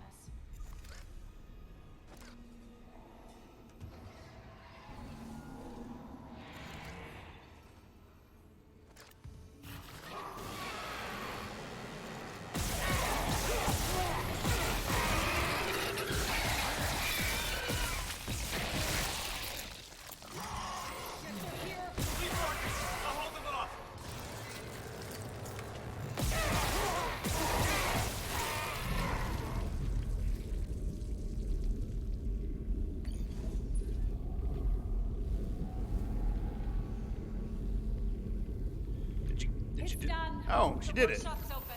I've never seen you at work. You're working with that thing. I got your back. Okay. How do I reach you? No, focus on launching that SOS beacon. There's maintenance ducts everywhere. I'll catch up. You see any more? You hide, okay? Cross my heart. I love you, Isaac. You can do this. You'll put things back the way they were. Uh-huh. And make us whole again. That's what you can say. There's a couple quick more. So, we lost that guy because, you know, he went a little berserk. There was another guy who was doing GSE. What GSE is it's ground service equipment. Basically, he drives a split tanker, which is full of diesel and unleaded fuel, and he goes around and he fills up like the tugs, the pushbacks, and just, you know, the vehicles that are out on the airport ramp. Well, he was fired because it turned out that he was selling gas on the side to people. And I guess something went wrong with the deal because the guy that he was selling gas to didn't like the deal that they had, I guess, and came over and tried to fight him. And so the guy called the cops, and it just went downhill for him. Like, the cops came. Turns out the guy had a gun in his car and everything. And it was just, they found out that he was selling gas. And yeah, that was the end of that guy. So he was fired and he's going to jail. And we lost another guy. He had, from what I heard, he had attendance issues. And then he managed to get a delay on an aircraft. Now, getting a delay in an aircraft you're not going to get fired. Okay? If you get a delay in the aircraft, it's like, they'll ask you, it's like, hey, you know, what happened? Like, why was there a delay? Like, something not work with the truck? Did, like, the plane get there late and they're just trying to, you know, pin it on you? But no, he had a very bad attendance record. And then he got, I think, multiple delays, and it was just the guy's fault for not paying attention. And so they got rid of him. So in 1 month, we lost 3 employees. Isaac, I lost your rig signal, like Hammond's. I'm good. I got the SOS beacon. Nicole helped me out. Nicole's there. We got separated. She'll find her way back. She's a trooper, huh? I'm heading back to the mining control room. I'll launch the beacon and watch out for Nicole. Assuming the system doesn't fizzle out again. Stay sharp. What a shit show. Indeed. Yeah. Yeah.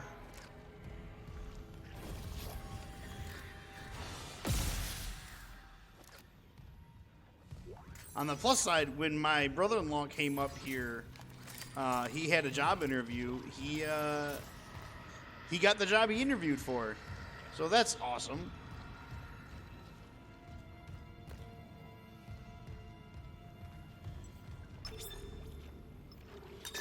Entering zero gravity.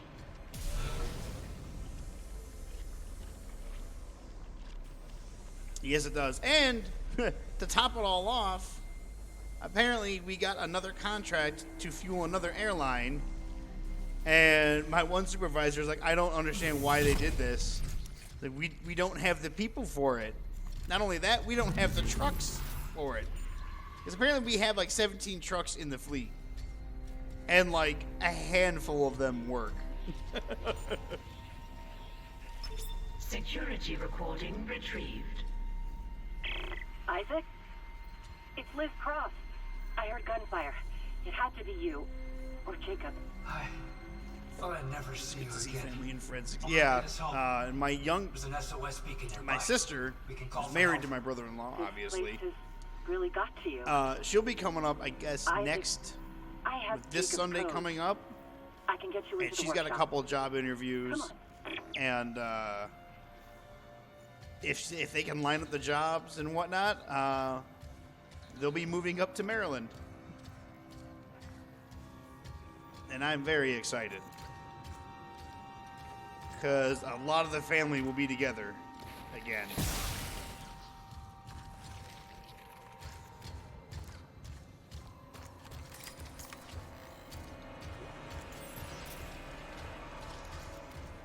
get to see my nieces and nephews.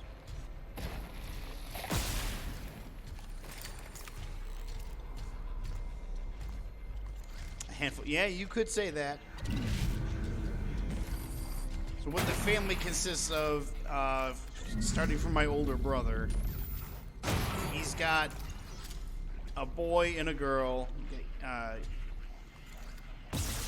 Katie and Lincoln. My older sister has 3. It's James, Reagan, and Emmett. My younger sister has 3. Haley, Sean, and Daisy. So I have 8 nieces and nephews.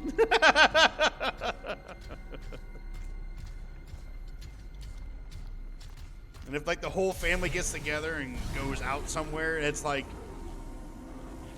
fuck, it's just a fuck ton of people. I'm looking forward to Halloween because I'll be going to Pennsylvania because that's where my older sister is, and I'll be going trick-or-treating with my nieces and nephews again.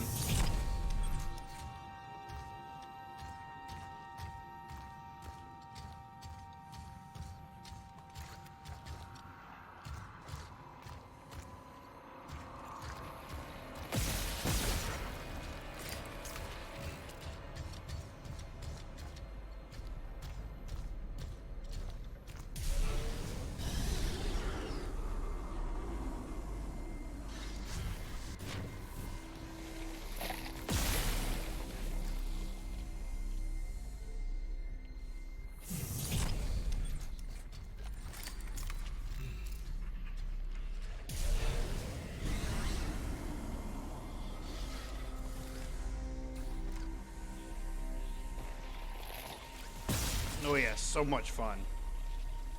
And I already have my costume. I'll be wearing the same thing I wore last year and the year before that when I went trick-or-treating with them. Clearance confirmed. Exiting zero gravity.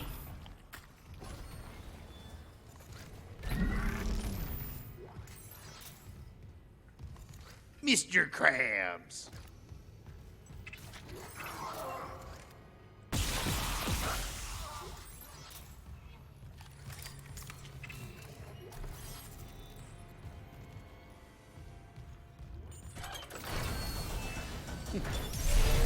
It's Michael Myers. I got the whole fucking jumpsuit and the mask.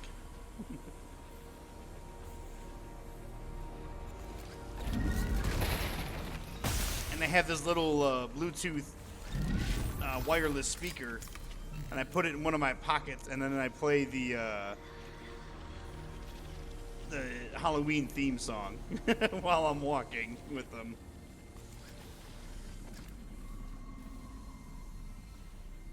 I'd wear it to work if they would allow me, but they don't allow that.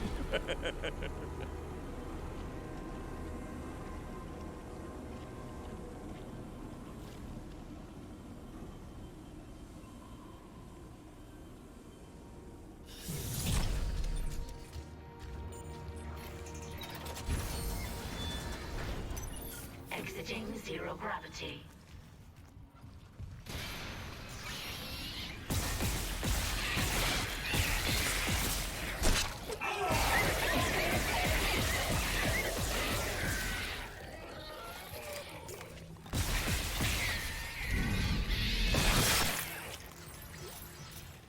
Oh shit.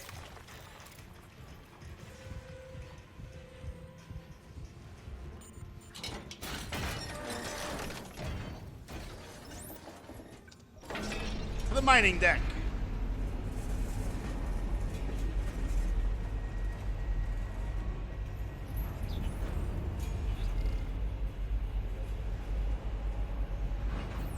No, I'm actually thought about getting a Jason mask, and I mean I could very easily switch over to being Jason for Michael Myers.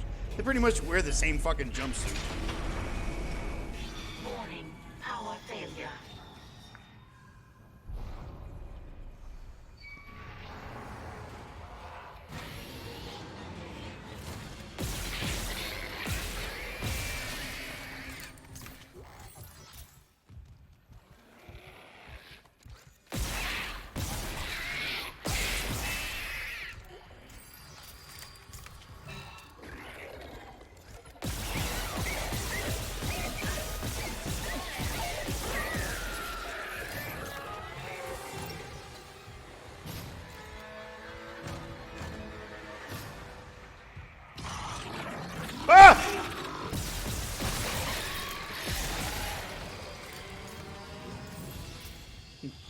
guy scared the shit out of me. Power restored.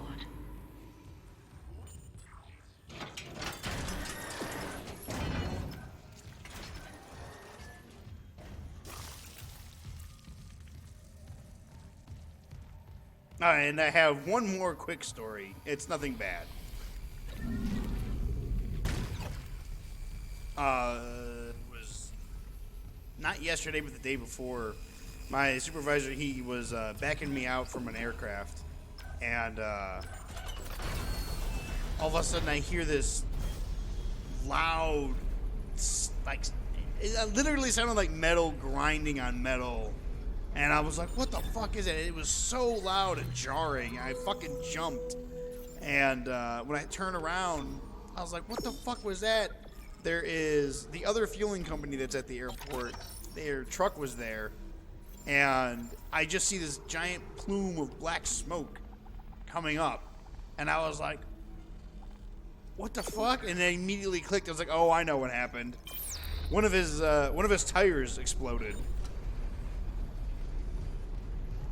God damn, it's hearing one of those tires explode. Oh God.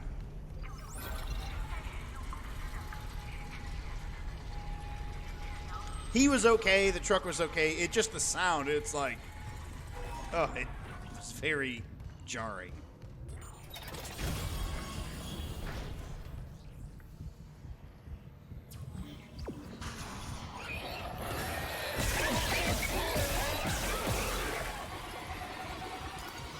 I scared you. How did I scare you? Ow.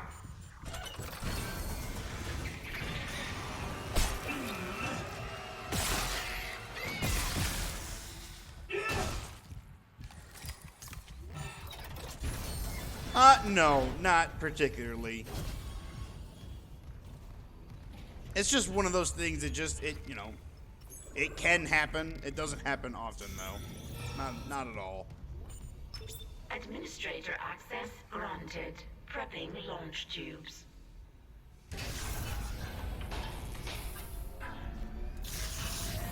Error. Launch tubes obstructed. What was that? The miners must have booby-trapped the launch tubes, too. They're scrap. Well, that's great. We can't just toss Oh, the and then that guy appeared and I screamed. So it got you. The asteroid.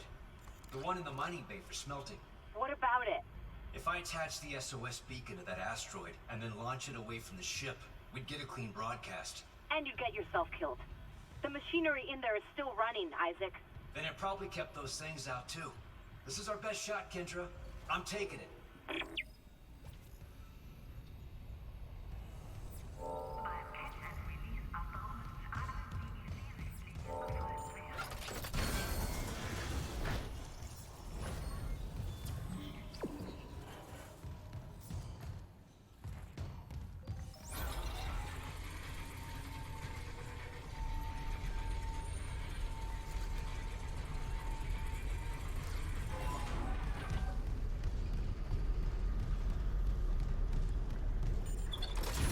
Working so you can hear me the game but not see you. Ah.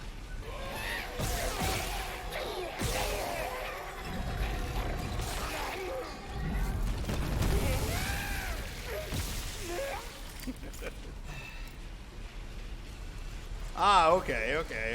I get you. I'm picking up what you're putting down.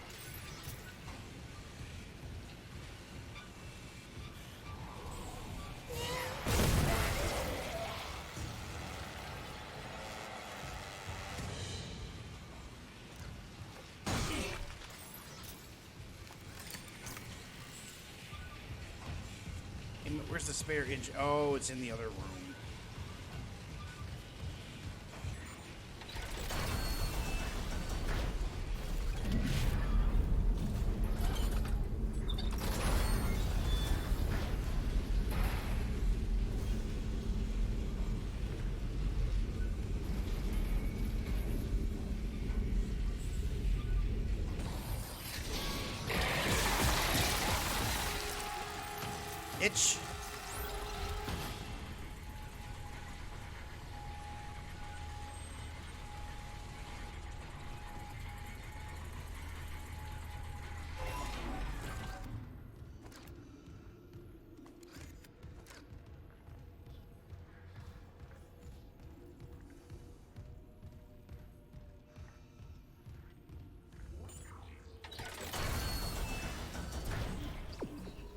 was in that other door then? Is that leading me to the same place? Whoa, what the fuck? Hold on. Went back to Windows for some reason. There we go. We're fine. Everything's fine. We're all fine here. How are you?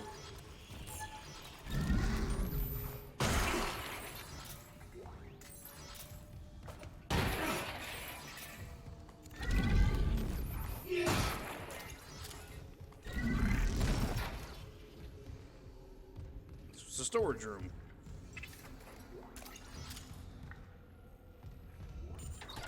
All right then.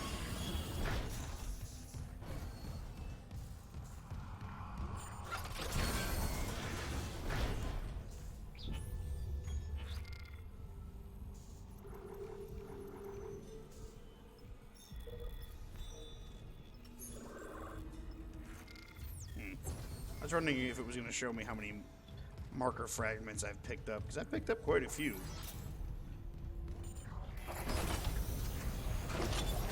Entering zero gravity. You have figured out a plan? The asteroid's held by a few gravity tethers.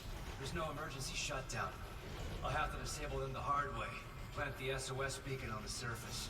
Okay. Come on, that's work.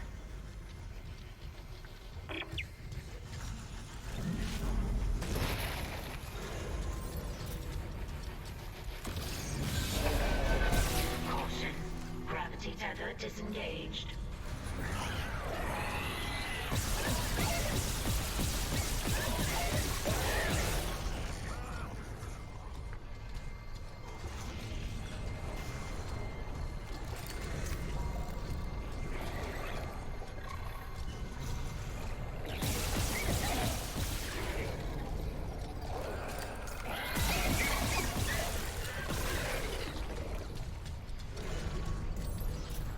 Say, I know more than one came out. That's not what I want. I want the thing. There we go.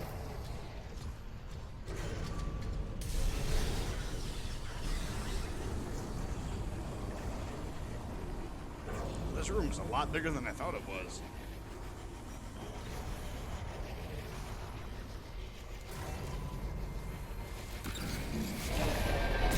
Warning. Interior gravity tethers offline. Exterior tethers at full power.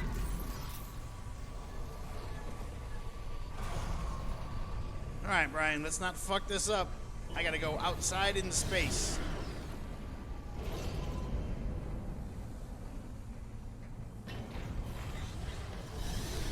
Woo!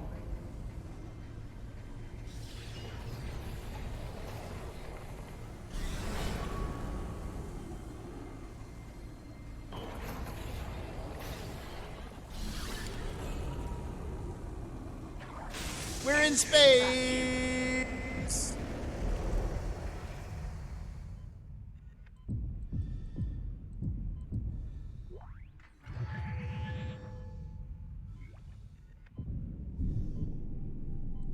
Caution. Gravity tether disengaged. I thought I saw something purple. I think it was just a star.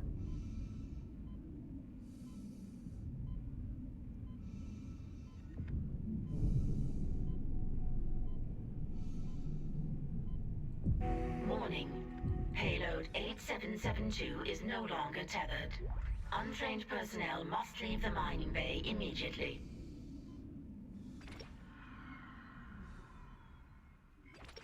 Well, Isaac, I don't know if he is trained or not. I would say he is. He's an engineer. There we go. Beacon is on the asteroid. We're about to launch this bad boy into space. And hopefully have nothing bad happen. But we know what's going to happen.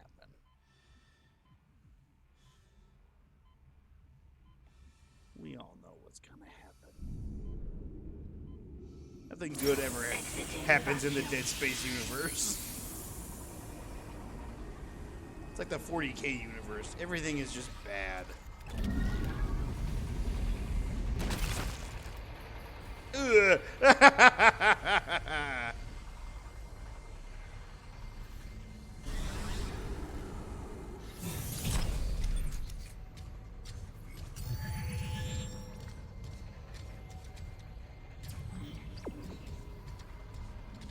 What?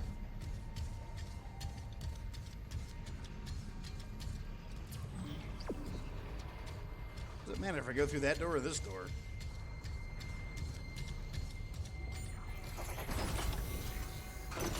Exiting zero gravity.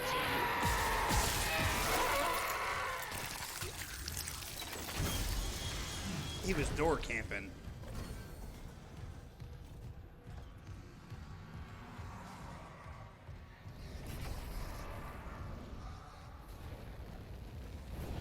Alright, elevator go up. I am just covered in blood and visceral. Just, ugh. Alright. There's fire now.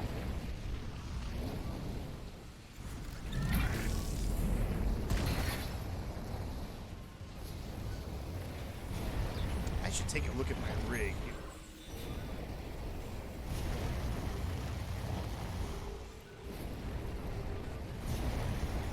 Probably somewhere in engineering.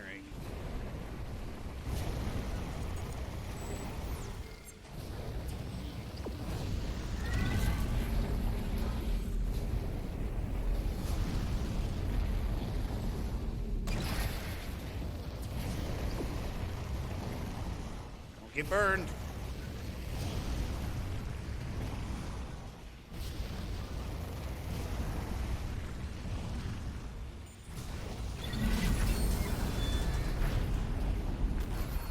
All right.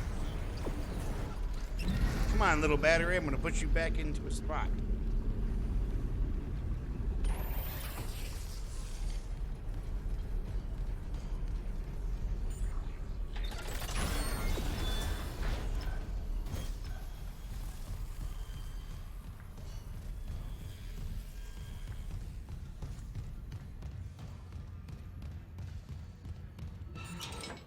We gotta go down or we gotta go up? We gotta go up. How high do we have to go up?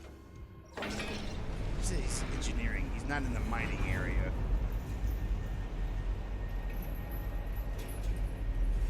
Still gotta make my way to the flight deck.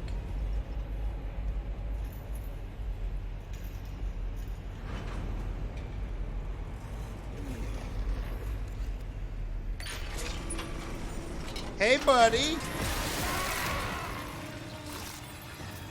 You lost your legs. I'm kind of a dick. I'm kind of a dick to the necromorphs.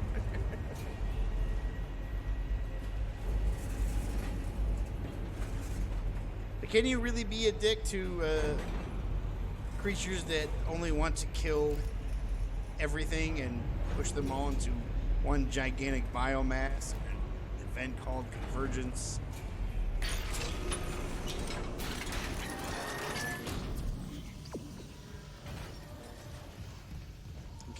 Is it called bullying if I do that?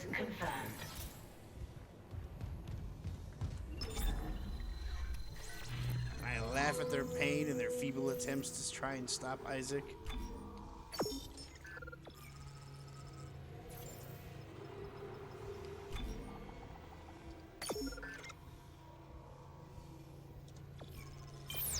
I must have 300,000 credits. Fuck, I wish I had $300,000.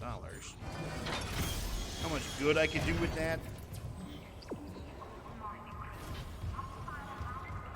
And not just for me. Oh, the fuck that guy was thinking. That guy looked like he had half a fucking health. He had 0.5 health out of 100. Clearance confirmed. Pretty sure if I would have sneezed hard enough, he would have killed him.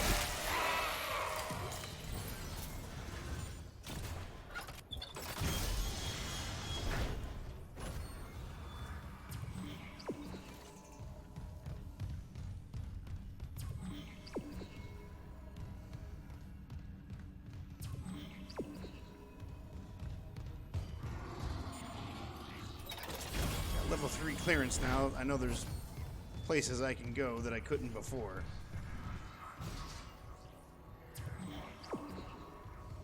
This way. Entering vacuum.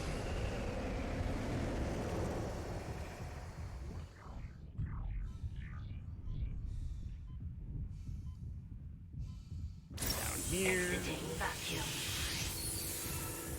Should be a door.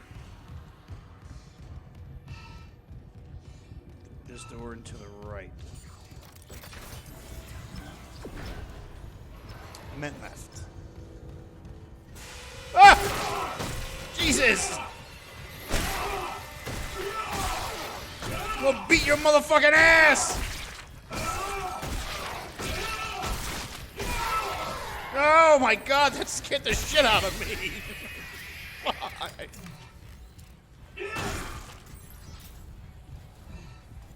That's the one enemy I haven't killed by shooting it with the plasma. I just beat him to death. Holy fuck balls, that guy scared me.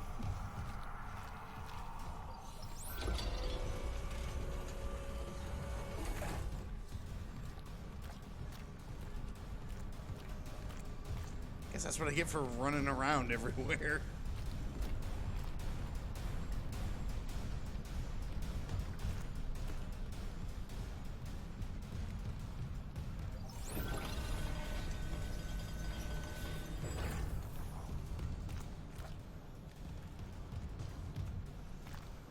Walk over all the goo.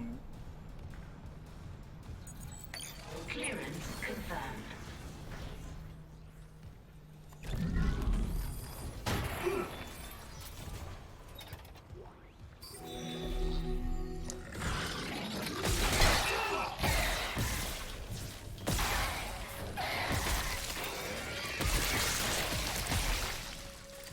Little bastard. Engineering log. Chief Engineer Ariel Rousseau reporting. Russo? Maintenance is... Like Lo Russo from Cobra Kai? What was I saying? I haven't slept right since they brought that marker on board. I'm a little, the only thing I remember clearly is that engine inspection. I went into the chamber, and instead of the primary engine, there was a heart. A heart the size of the room, just pumping and pumping.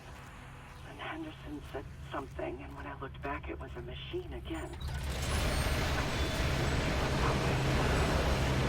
It's a little loud in here. I know. If I can get close enough. Entering zero gravity. Go right inside, maybe, where it's warm and dark. Ooh, yeah. That makes sense. Exiting zero gravity.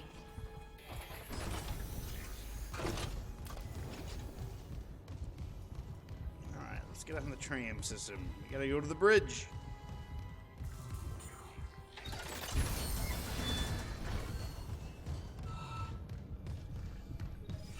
I know, Isaac, it's tiring. You're doing a lot of running around.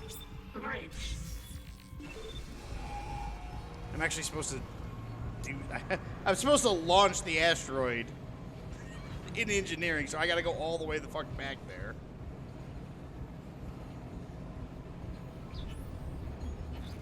But I'm here now, so... We're halfway to the bridge. One could start singing, we're halfway there. Living on a prayer. That's a spoken word. Now arriving at the bridge. Oh. It's terrible.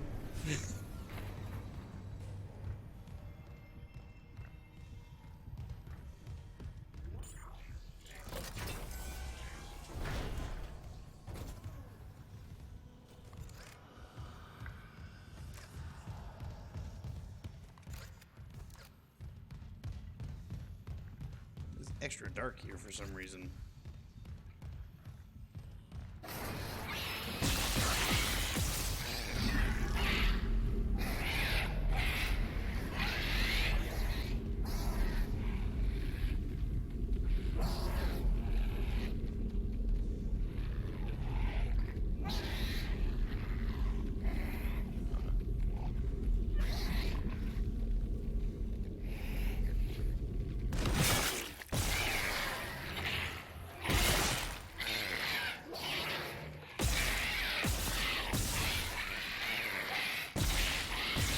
This baby's just running around. He's not even attacking. I just watched it jump from wall to wall to wall like Spider-Man.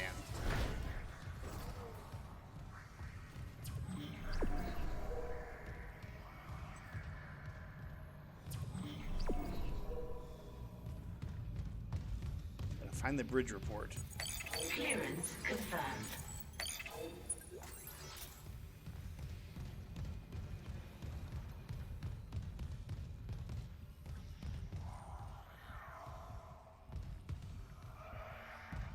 That's just some whispering in my ear, telling me awful things, to do awful things.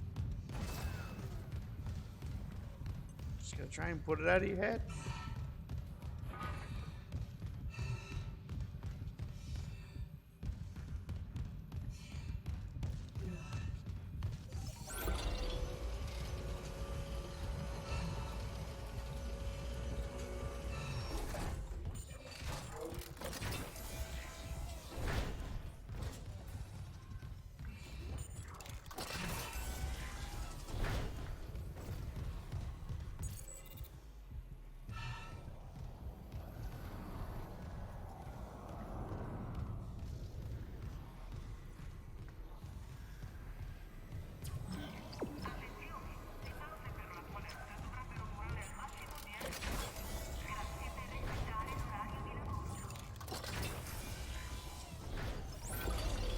Alright, so the report's gotta be here.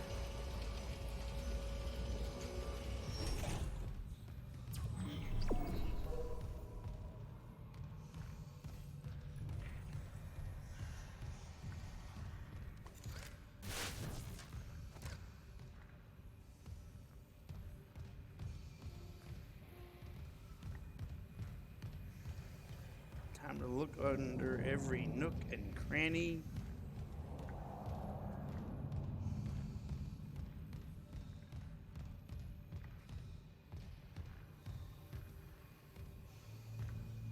It's not going to be anywhere up weird.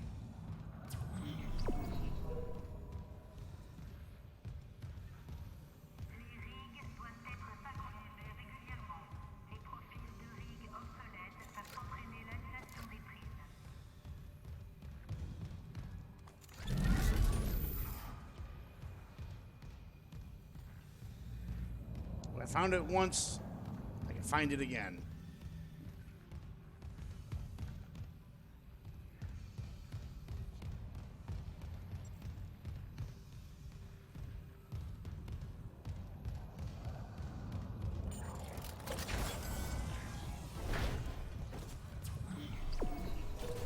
It's in here.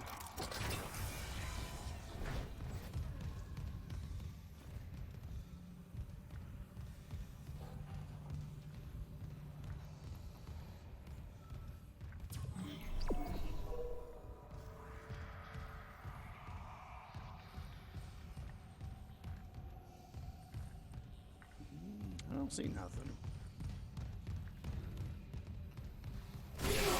Oh, I can break these. Ah!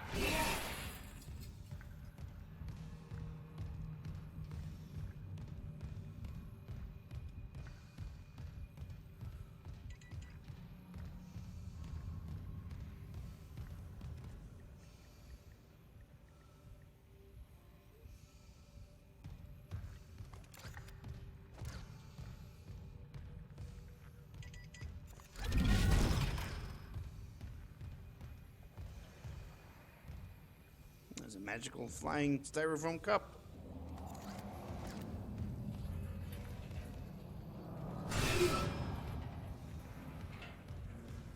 sent that fucking chair flying. I just punched it and it went flying. Isaac's got a powerful right hook. Oh, here it is. Log retrieved. Fine, then we'll waste more time and record this. Satisfied? No, I'm not satisfied. We have a dead miner. We can't sedate Brand Harris. Wasn't Harris originally your patient? Could have warned us that he'd go berserk. Captain, Harris is suffering from a dementia that we don't fully understand.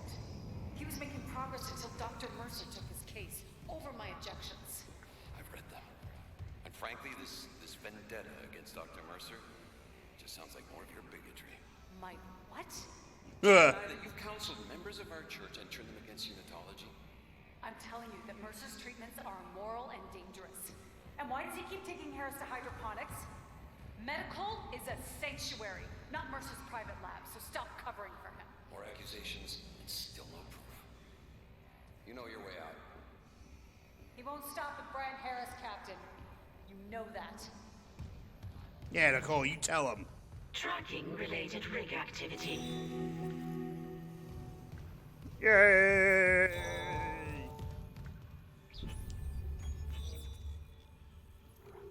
Fuck it. Hydroponics. Alright. Let's go to hydroponics.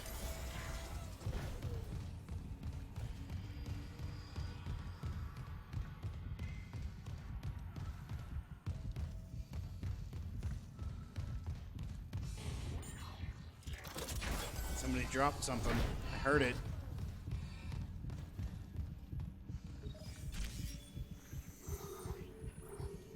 Hydroponics. We're on our way to hydroponics. Gonna find another recording.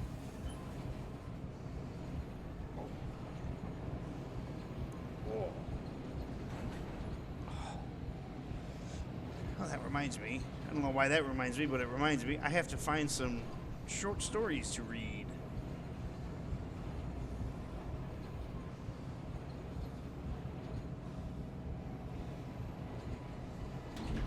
Now arriving at hydroponics.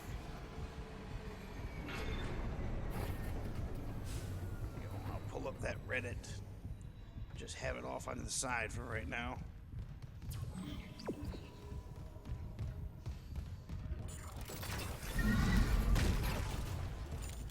Fucking Fox was bugging me.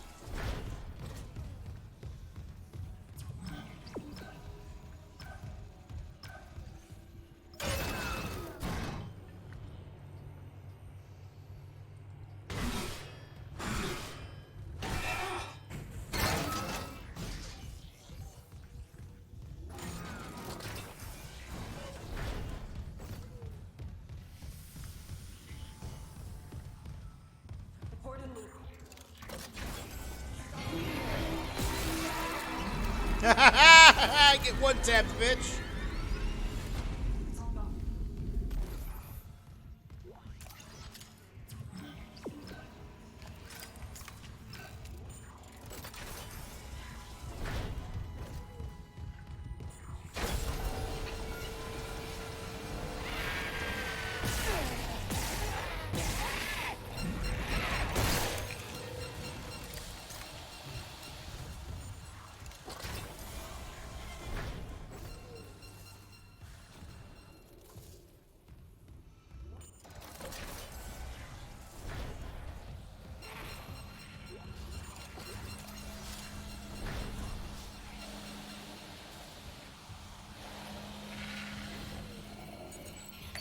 Clearance confirmed.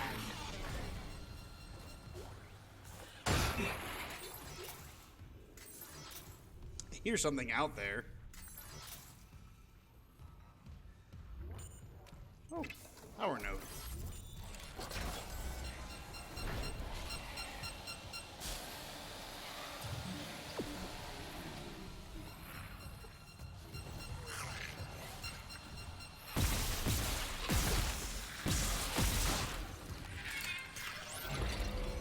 That could not have been him, because he's dead. But the noise seems to be coming from that corpse.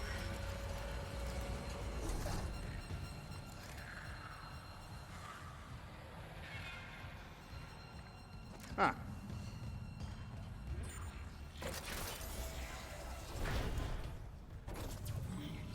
Turned off the jungle ambiance. We gotta go up. Second floor.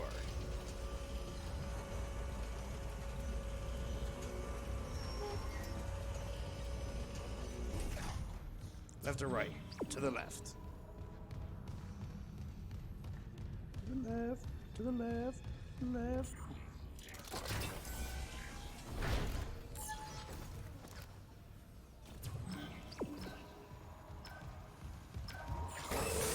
Toxic hazard detected. Shit!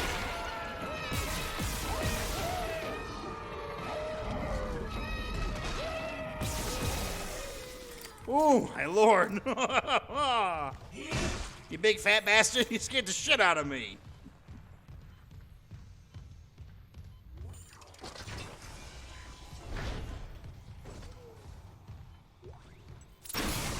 Toxic hazard cleared.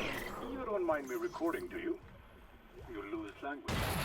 It's so green here. There are worse places to work discreetly.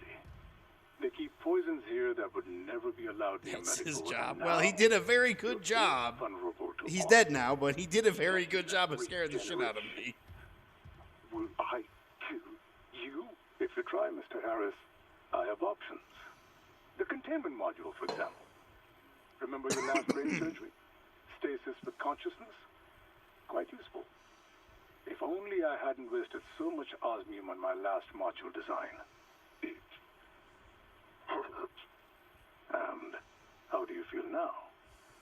Dead. Awake. Whole. Then perhaps it's time for your first real hunt. Oh, Mercer, you. Ah!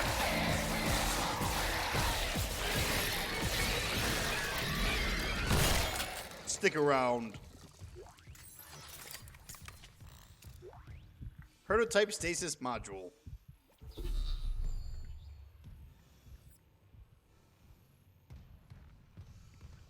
I think that side mission is completed. It is. Now all I gotta do now is find Nicole and finish You Are Not Authorized. He's in the tunnels, he's in the communications. I can't reach that yet. So let's go launch that asteroid. Something that we should have done Toxic hazard detected. before we came here.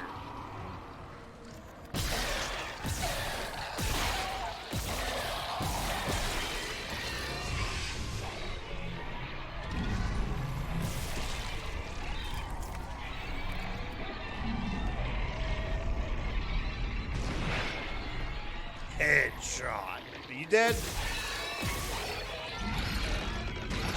Take a seat, motherfucker. Ah! I killed him with a stool. And by stool, I mean the thing you sit down. I don't mean poo. I didn't throw poo at him.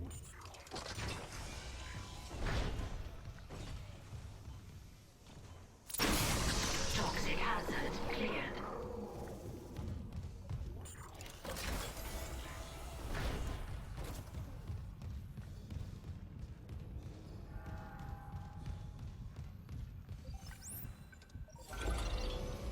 You know, I love this time of year. All the spooky season, all the good horror movies. Well, I say good horror movies. There's I'm very judgmental when it comes to horror. So to me, there's only like a few really good horror movies. Hey, I finally did it! I got the Wishbone achievement.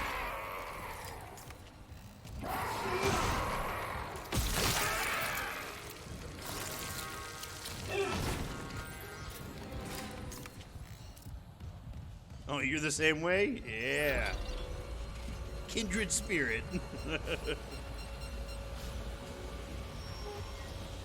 horror is good for the soul. Get your blood pumping, get your heart rate up. It's almost like working out. Except the only thing that could come from getting scared too much is you may have to pee.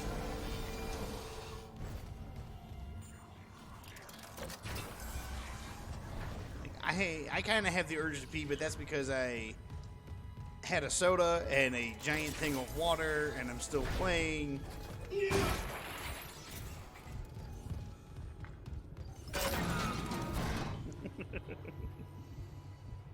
What is your favorite horror movie? If you had to pick one. I know sometimes it's hard.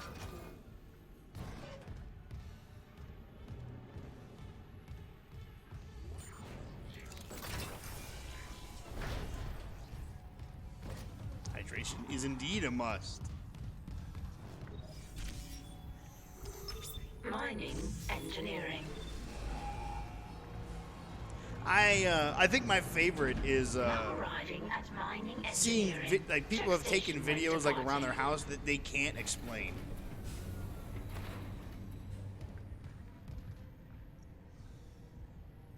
Pressure of the one. Okay, well it doesn't have to be the one. Just like one that you watched, maybe as a kid it scared you, and later on as an adult you can appreciate it for what it is.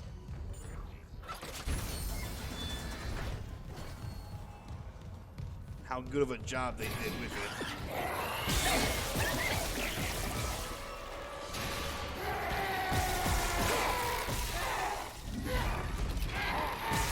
I threw a credit at him. It didn't hurt him.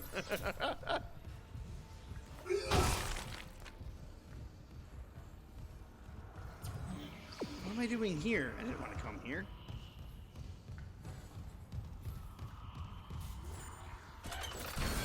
Does the Alien franchise count? Of course it does. Alien is a horror genre. What's scarier than being stalked by a fucking xenomorph through the vents? Never knowing when or where it's going to pop out, and if it does and it finds you, you're fucking dead as shit. Unless you have fire.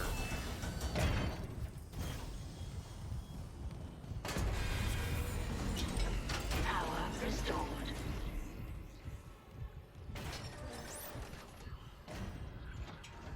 Where do I have to go for this?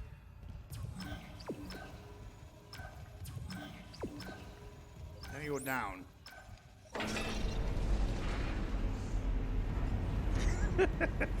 It's fucking yes.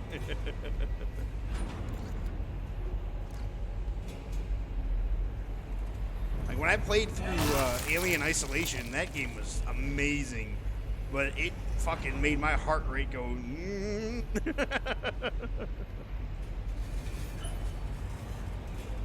Because though you could hear it moving around in the vents, oh fuck.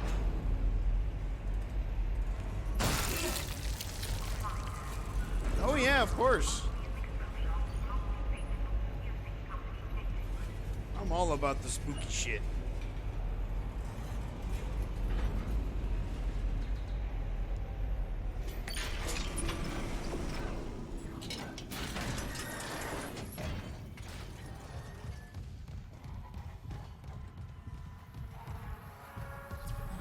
There was a show that I used to watch. It was I really liked it because they did like reenactments of real stories that people had. It's called Paranormal Witness. That was really good. Oh shit! Oh shit! Don't move.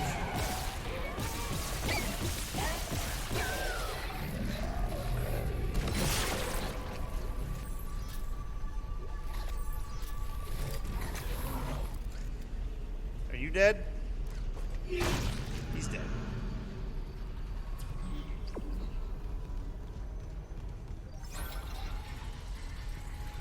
Paranormal Witness was such a really good show. It's just sad to see it end.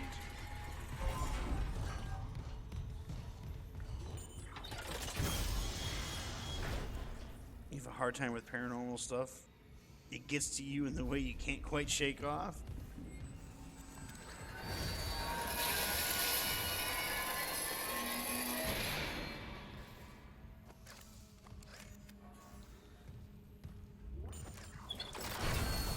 what I'm hearing is you're a little bit of a bitch because you can't handle it. No, I'm just kidding. I'm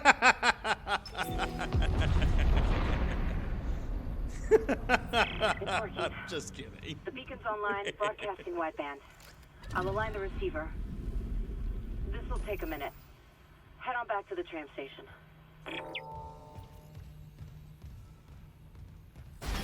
Oh, the door closed. Hazardous anomaly detected. Quarantine activated. Oh, it's Big Boy. Who defrosted your ass? The quarantine shit with that hunter there, the system can't lift the lockdown. Override the manual door release! I'll try.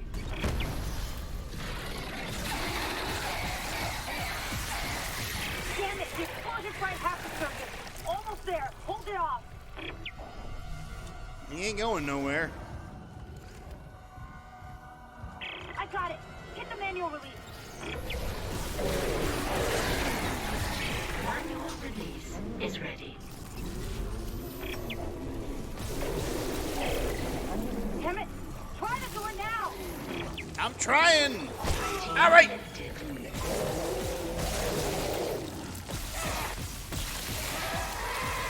Fuck out of my way.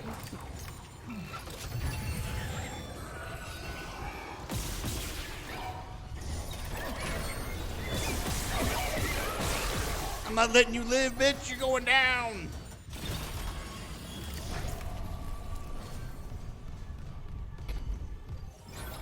No, I feel the same way. So I've said this before. There is one movie that got to me when I was a kid, and it scared me so bad and so much when I was a kid that I would leave the house whenever it came on TV. And that was Poltergeist.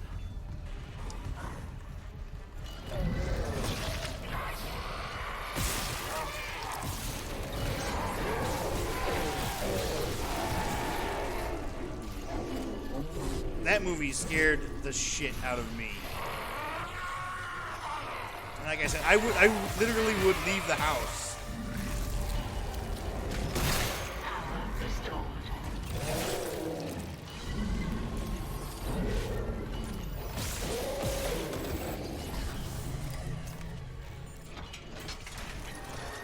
But as I got older, it became one of my favorites. Right? And then you learn other things about it. But I can't be sure. Like all the skeletons in the fucking movie. Yeah, those were real skeletons. Those camera glitches. The ones that look like my brother. Waving at me. Because having real skeletons was the beacon's cheaper. away. I'm aligning the... Wait. Array receiver not responding. Oh shit. The comms array. We never fixed it. Guess there wasn't a broken encoder. Then let's hope that 48 hours estimate was wrong too. No comms, no rescue. I am Take almost the tram out to of the bridge. ammo. I'll hack open the door to communications. You see what's happening with the array. And don't worry about Nicole. Like Hammond said, she'll do the smart thing.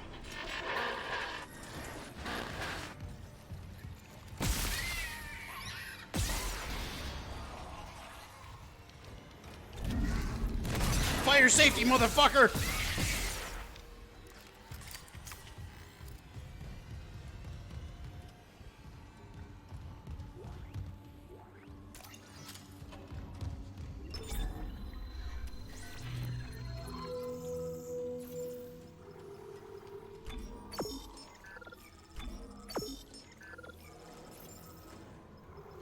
My dog is barking at something, and I don't know what he's barking at.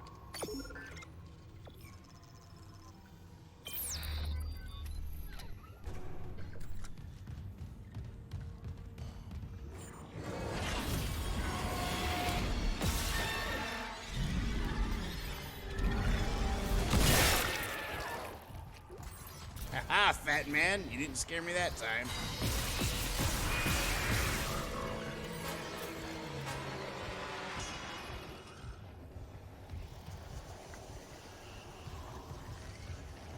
hear you.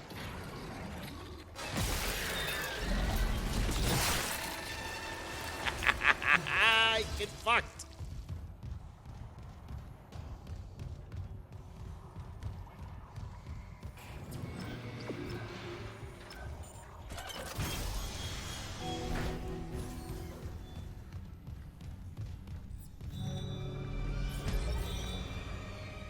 Into the void complete. Alright, on our way to the bridge. I will be right back. I have to pee.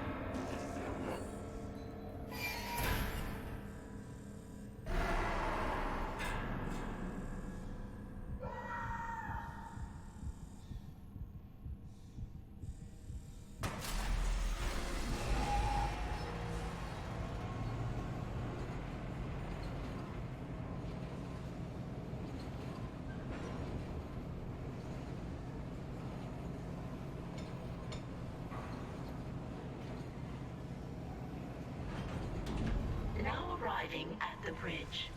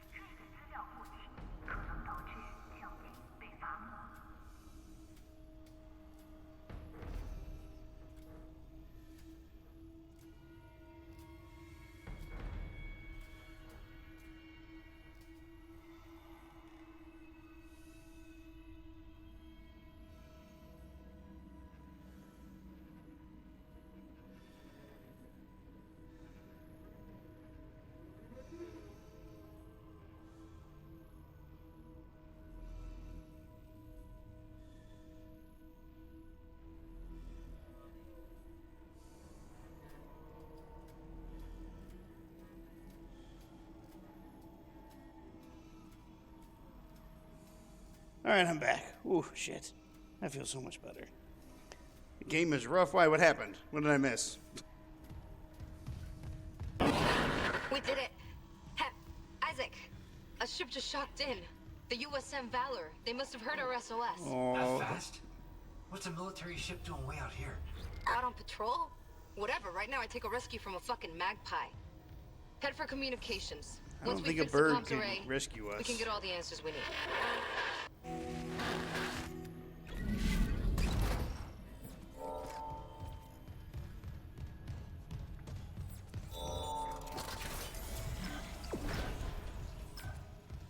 We gotta find Officer Bailey's rig.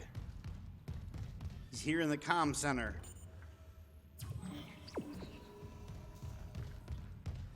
Oh, excuse me.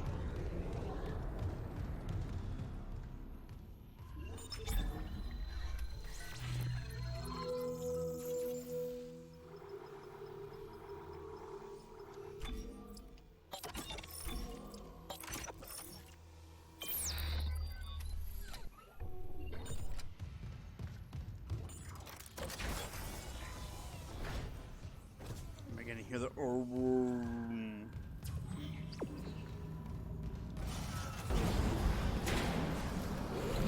Hazardous anomaly detected. Quarantine activated.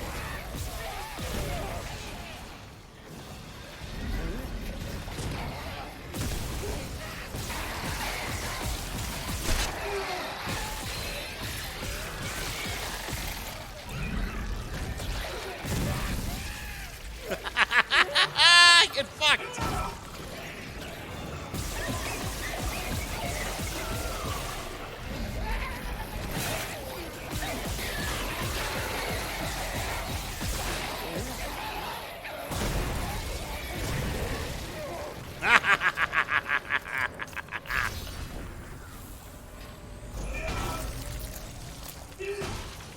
What these necromorphs don't know is that I'm not trapped in here with them.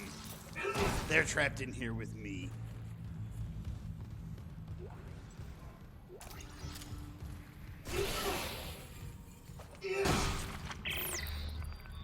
Another one. I'm getting weird feedback spikes on local comms. If whatever's wrong with the comms array is spreading... No, that's not it. So, the door to communications should be open. You can head down to the comms control station. And Isaac, watch what you say. I think someone's listening in.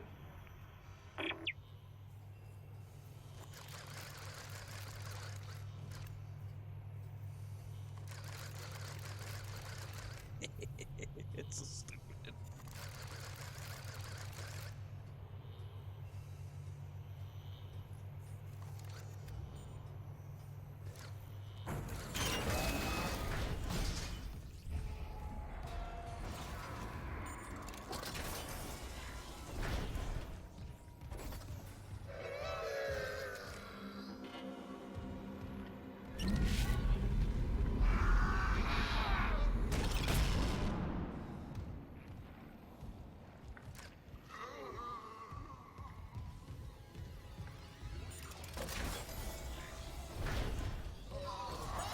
Clearance confirmed.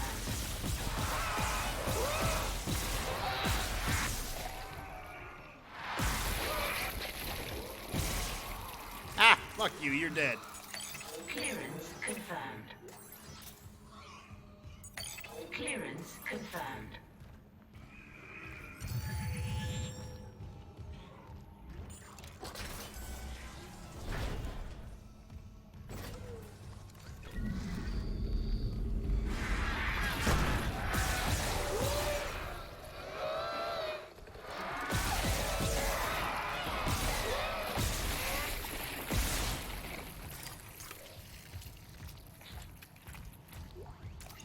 Two wall guardians down.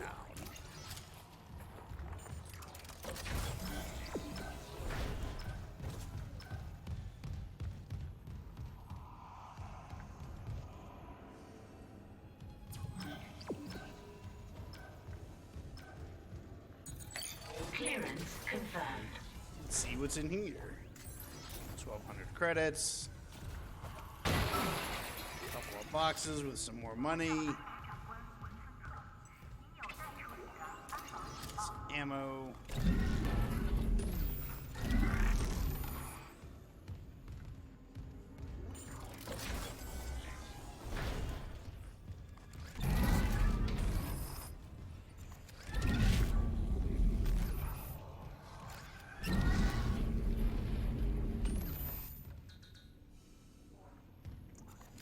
I can't enter the gondola.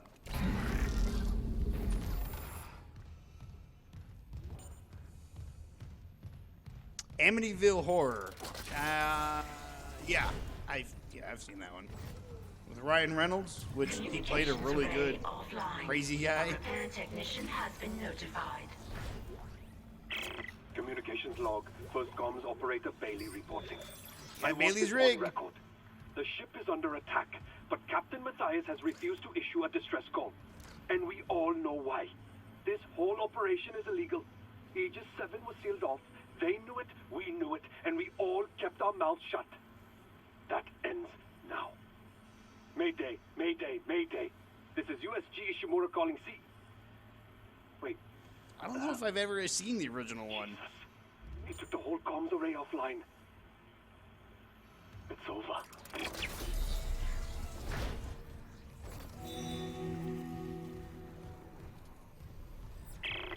The Valor's in a holding position. How's the comms array? Fried. Someone hotwired the dishes together and blew out the system. So we're screwed. No, it was sloppy work. Some of the dishes are intact. If I replaced them and create a new circuit with no gaps, we could broadcast a signal. Short range only, but it should work. Okay, do it. I'll, keep an eye on things here. Hey, you do that, Kendra, you liar, bastard.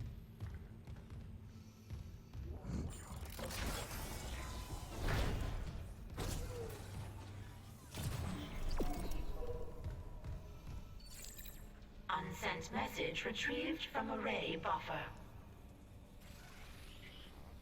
Progress report, Captain Benjamin Matthias to Paragon Jordan, Una. This will be my last transmission. Afterwards, I'll make sure our pilgrimage can be completed without interference. We have successfully brought the Holy Marker on board. Dr. Kine, an expert on the original marker, is deciphering its secrets. Forgive me for quarantining you just 7. Director Eckhart's work may have been inconvenienced, but they're suffering some sort of epidemic. Regardless, Planet Crack begins tomorrow on schedule. CEC can scratch out its illegal operation now that the true prize is ours. Let's see Earth God try to cover this up.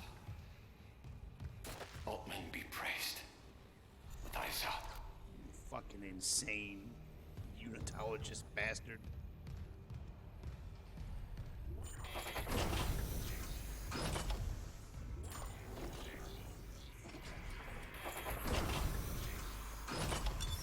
Entering zero gravity.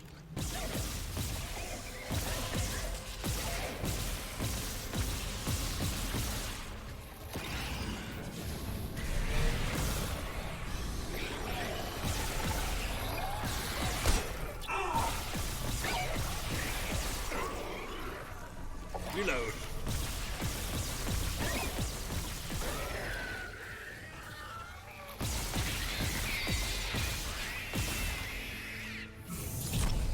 Woo! Alright, everything's dead.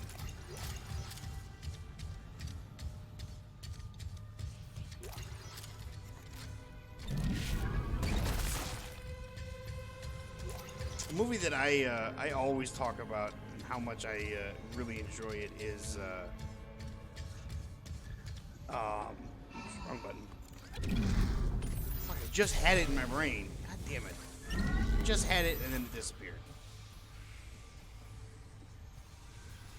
Well, Sinister is a really good movie. I really like Sinister. But that's not the one I'm thinking of.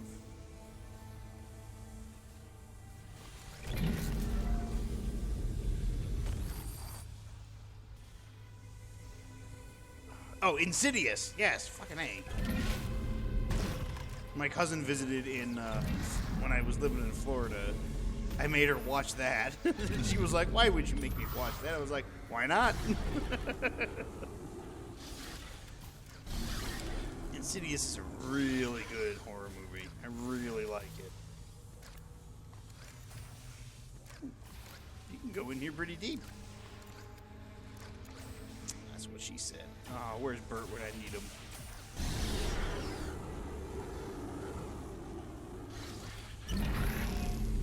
Oh, oops. Put that back in there. You a good one? Whoop. You're a good one. No, I don't need you to go there.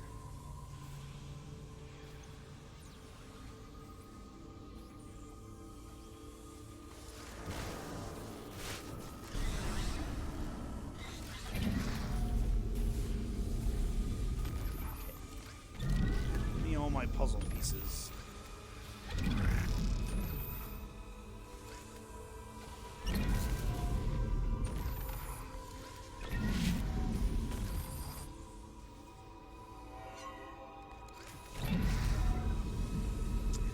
Another good horror movie that I saw not too long ago, The Black Phone. That was really good.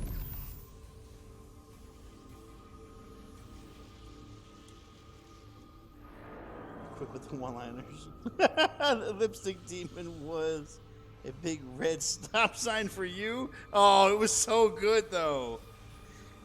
I think part of the reason why I like it so much is... So I read a comment on that, like the first time the demon shows up, And the guy who writing the comment said he was watching the movie, and when the demon appears behind was it the grandma? He says, I was scratching my balls for the first time watching this movie at this scene, and when the demon showed up, I nearly ripped off my ball sack. I was just dying.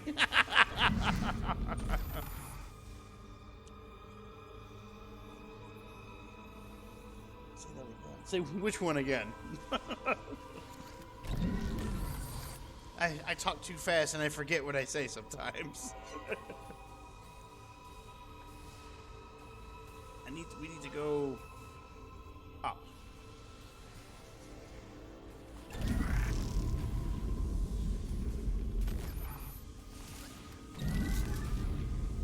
That's not gonna work.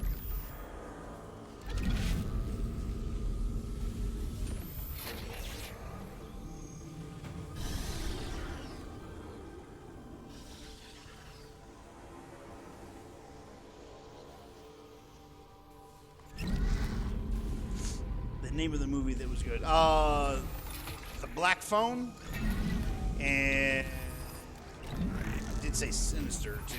Sinister's a really good one, but it's kind of creepy too. Out of the way. I need a line piece.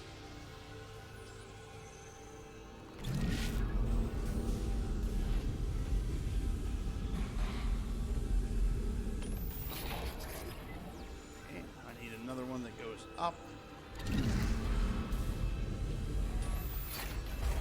There we go. Communications array realigned, ready to transmit. I think you got it. Try opening a channel to the Valor. I will, as soon as I remember how to get back to where I was. There it is.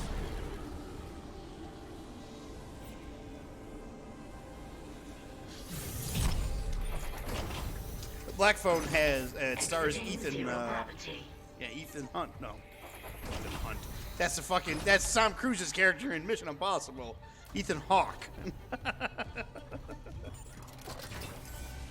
Not watching Black Phone. Too scared. What did I like? It was just good. Like, it's kind of like Get Out, where it keeps you on the edge of your seat, and you're just like, the whole time you're thinking, come on, you can do it, you can get out.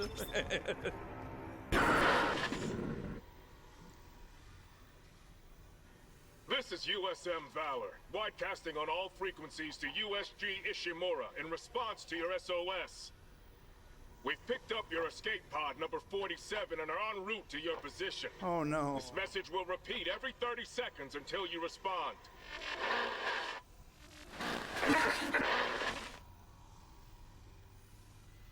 The escape pod. Oh, fuck.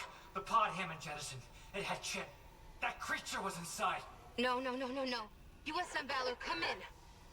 Come in, Valor. Oh, her signal isn't strong enough. Can we deploy the long-range antenna? No, something's blocking the blast doors over the comms array.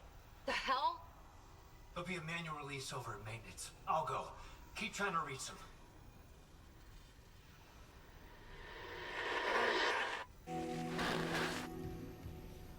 We gotta go shoot something off of the long-range antenna.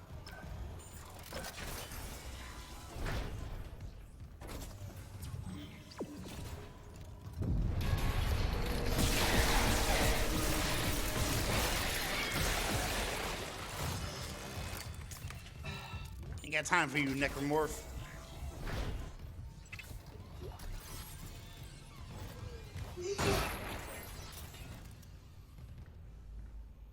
Everyone wants Pang. I have Pang. She's in my storage locker. That sounds terrible.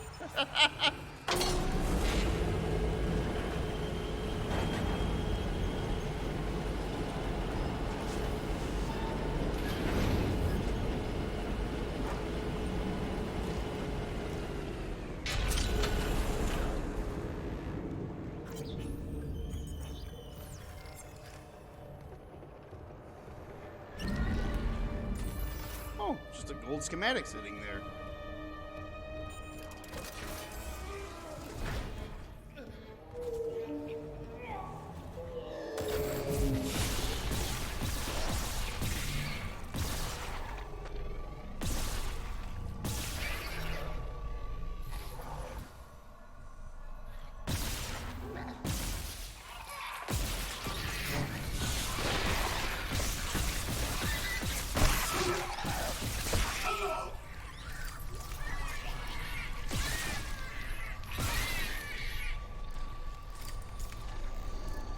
Little things, they always make me think of the movie The Thing.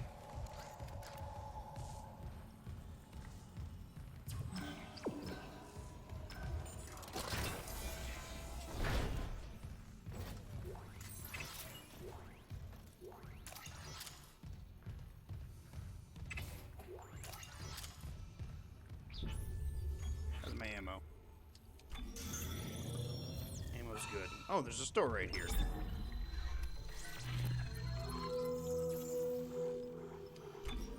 $2,000, $3,000, $10,000.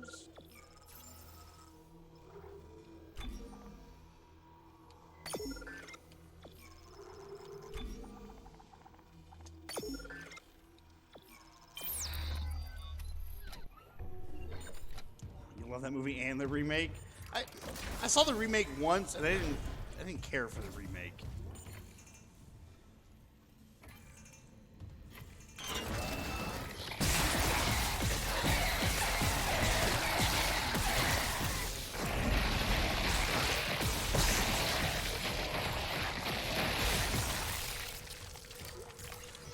One tough son of a bitch. He really didn't want to die. But he got his blood and goo all over me. Ba-dum-bum.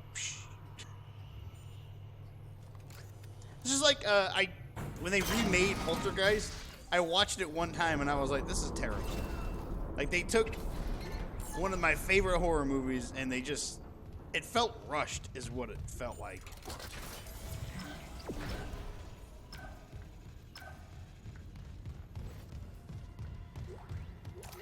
Like, it needed more time to build up suspense. Like the first one. Like, the first one, it did it perfectly.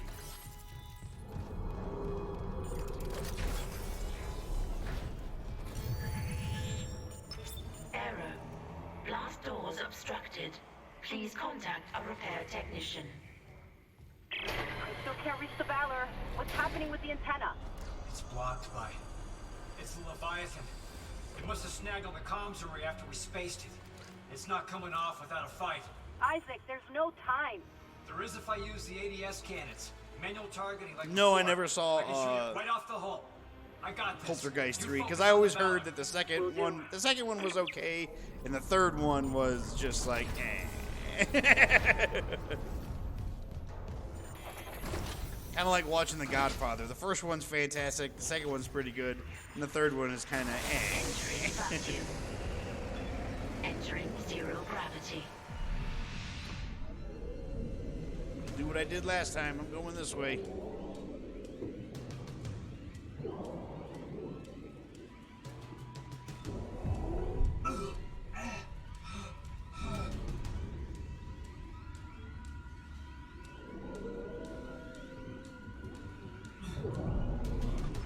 Manual targeting enabled. Owie!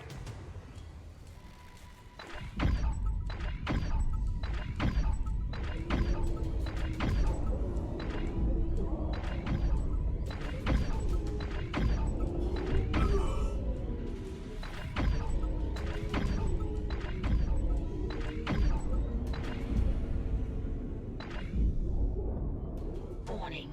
ADS cannon destroyed.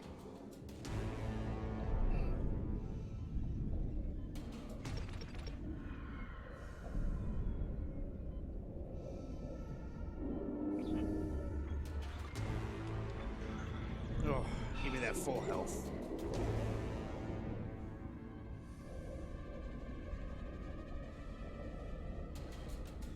You missed, bitch! Manual targeting targeting enabled.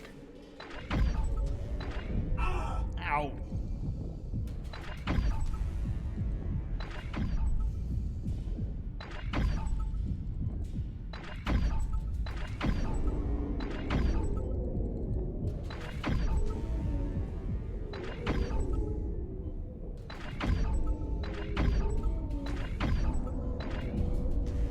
That's how you do it. That's how you do it.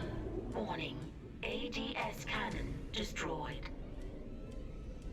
Oh, that's a bunch of spores. Ow.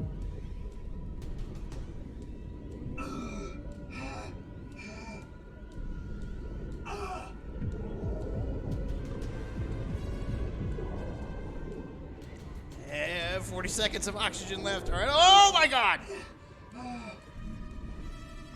Manual targeting enabled.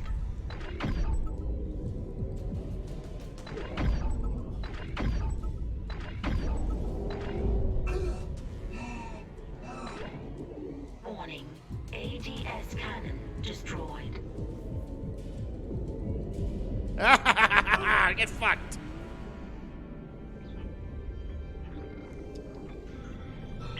Is it dead? Dead and gone. It's dead. Woo! I'll try the antenna's manual release again. Do it. I've got a transmission loaded and ready to go. No, I never wanted to watch it because everybody said it was so bad. So I was just like, I'm just gonna believe what they say. Like, this many people saying something bad about a movie can't be wrong. It's kind of like the opposite of what I did when I watched this movie. It was like, what was it called? It was called The Devil All the Time, or something like that. I watched it because so many people said it's like, oh, it was so good, it's so good. So I watched it. That was, oh my God, it was such a piece of shit. You know, see, and then now I don't want to waste my time on watching it because even you're saying it's bad, so I'm not watching it. Yes! Finally! USM Valor, this is Kendra Daniels on the USG Ishimura. Do not open the escape pod. Repeat, do not open that escape pod. Do you read? No, they read, but it's a little too late.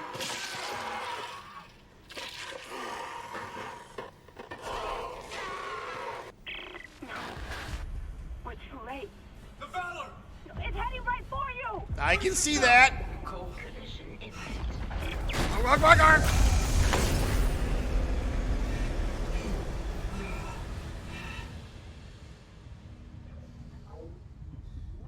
Hopefully the door still works. Hey, it does. Daniels, what happened? Something shook the whole crew deck. What hit us? An asteroid? Those things got onto the Valor, a rescue ship. They found your escape pod. And the one that used to be Chen's, it... God damn it! The Valor's scrap. By the time another ship hears the SOS beacon, we'll all be dead. No, that's what I was telling you. I found an executive shuttle on the crew deck, intact. And the log says that shuttle's missing its singularity core. It can't get us home. Wait, maybe it can. If the Valor singularity core is okay, I could salvage it, install it on that shuttle. We're fucking out of here. Where's the Valor now? It's near comms. Keep us stable. Isaac, I'll grab a suit and EVA onto the Valor. Meet me there. We'll find that core together. Let CEC clean up their own mess. All right, I'm doing Hammond. what I can. I know what befalls him, and it makes me a sad panda.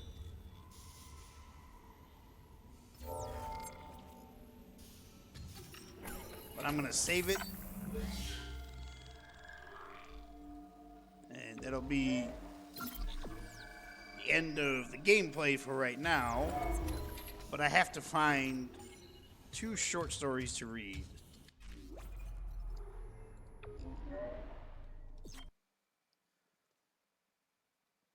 So, just give me a moment and I can do that.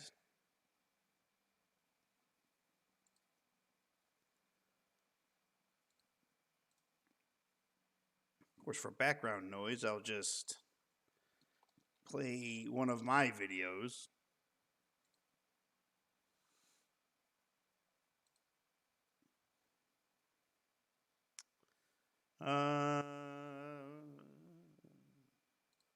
There we go.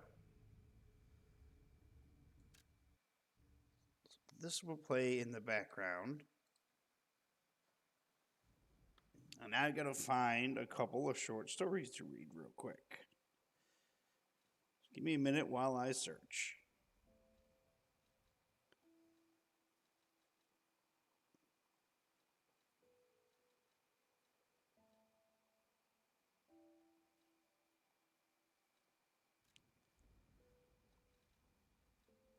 Why this one doesn't seem too bad. Not too long. All right. If you want to read it, it's at the subreddit No Sleep. This one is by a Tommy Minasalo. I hope I pronounced that right. Probably didn't. It's titled, I got sick at the age of 5 and no one can explain what I saw. Sounds good. I woke up one day bright and early, ready to start my day for school, but I couldn't get out of bed. My body ached and my head was splitting, and worst of all, I could hardly breathe. My lungs were burning like someone put a hot iron down my throat, and I couldn't explain to you the sheer agony of the morning in every part of my body. My eyes peered across the room, down at my pale white hands and sweat-drenched sheets, and I moaned, "Mom?" She didn't hear me, which only made the situation worse, as my raspy cry was about all I could muster out of my lips. With the stupidity of a young kid, I decided it was in my best interest to try getting up again. I pushed my hands down, trying to hold my weight. Hold on, I gotta turn this down a little bit more. You know what? I'll just have it muted. Just watch the video in the background. I pushed my hands down, trying to hold my weight, and to no surprise, I completely crumbled and spilled onto the floor. It hurt a lot. I wailed out a mumble and felt the air scorch my windpipe all the way down. Thankfully, the sound of my 5-year-old tumbling out of bed must have finally caught my mother's attention, as she slammed open the door and hit the curve into my room at a turn that would make Dale Earnhardt Jr. wet himself in jealousy. "Sweetie, are you okay? What happened? You looked like you saw a ghost," she cried out, coddling me. She immediately knew something was wrong when I gasped for breath and I couldn't even say a word. She scooped me up and plopped me in the car, and we drove to the emergency room. The whole drive there, the lights from the sun blinded me as they danced across my eyesight. I had to squint and hold my head down to shield my vision. It felt like a 4-hour drive when in reality it was only about 15 minutes. When we arrived, I was escorted in by my distressed mother, frantically crying and screaming, my baby can't breathe." The receptionists were quick to get me into a room, holding my mother back as she tried to claw her way in with me. The hospital lights were intoxicating, but not like a euphoric intoxication. It was like waking up with a brutal hangover while you're still shit-faced drunk, spinning and ready to hurl at any moment. I don't remember much from my early time in the room when it was filled with doctors screening everything and putting all sorts of machines to work. I felt like I was dreaming. I was in a haze. The world around me was slowly zooming around me. After a few hours, I learned later, they told my mother whatever was happening was a total anomaly. They couldn't pin it on anything. I should be operating like a perfectly normal kid, but for some reason my body was fighting itself. They said it was nothing like they had ever seen. All they could do was hook me up on a respirator and IV and hope I don't go catatonic. Well, guess what happened? Legally, I died for 20 minutes. My heart stopped and everything went dead. The doctors were in shambles, almost more than my mother. Nothing in the world could have made sense of any of it. And then I just sort of woke up. Bizarre. Absolutely. Inexplicably. Almost. That was all that was told to me about what happened on the outside. Here's what I remember at the hospital after the room emptied and I was alone, and alone is in quotations. I tried to emphasize that with my voice. Remember how I said I couldn't remember much about when I was surrounded by a crowd of people? The opposite is true for when I was alone. Right as the door shut, I felt a shock of clarity. More clarity than a random 5-year-old should have. I felt every corner of the room, every dark shadow that coalesced away the light. I felt it all leave. I felt myself dissipate. I looked down at my hands and they were translucent. I was fading away like a distant memory. Air passed through my body as if it wasn't there, and I felt everything. Most importantly, I felt something enter the room. The door remained shut, completely closed. Not a rat could squeeze its body through the crack, yet what managed to do so was no rat. I felt a second set of eyes beyond my own open up. No, I don't mean a third eye or a set above my eyebrows. I mean, my eyes were open and they opened again. I glanced into the room and saw what I can only describe as a mass, a big one. It was black, divine, but not angelic. I felt it peering into the abyss. I felt like I was peering into the abyss, sorry, of a deep chasm that I could not escape. Words shot through my mind. Tommy, are you alive? It conjured. I could not reply. Vessel, don't die. Your body is not your own. Let me free it, was proclaimed. With hindsight, there was something so vague about this statement. Let me free it. Free it from whatever is plaguing me. Free it from me. And don't forget the most chilling description of myself I've ever had the displeasure of hearing. Vessel. As a young child, I complied without knowing. Whatever tether was gripping me to this entire plane of existence shattered. Both sets of my eyes became one again as I saw the silhouette shimmer into view, a tall, ghastly thing. It wasn't humanoid in the slightest. There was a semblance of a body and a head, but beyond that, it was nothing on earth. A stretched mouth wrapped around its torso, etched with pin like teeth. A block of flesh coated in eyes sat upon its body, which I assumed to be a head. Patchy, stringy, and long hair covered its body like a winter coat. A long cylindrical appendages poked from the blob sat its head upon. No hands nor tentacles, just long stretches of flesh. It looked like a gaping wound in reality. Its maw widened and blood-like fluid poured from it, soaking me. In the split second it happened, my surroundings vanished into pitch black. After this, I simply woke up with a message etched into my mind. Cherish, Harbinger, for none shall die before you.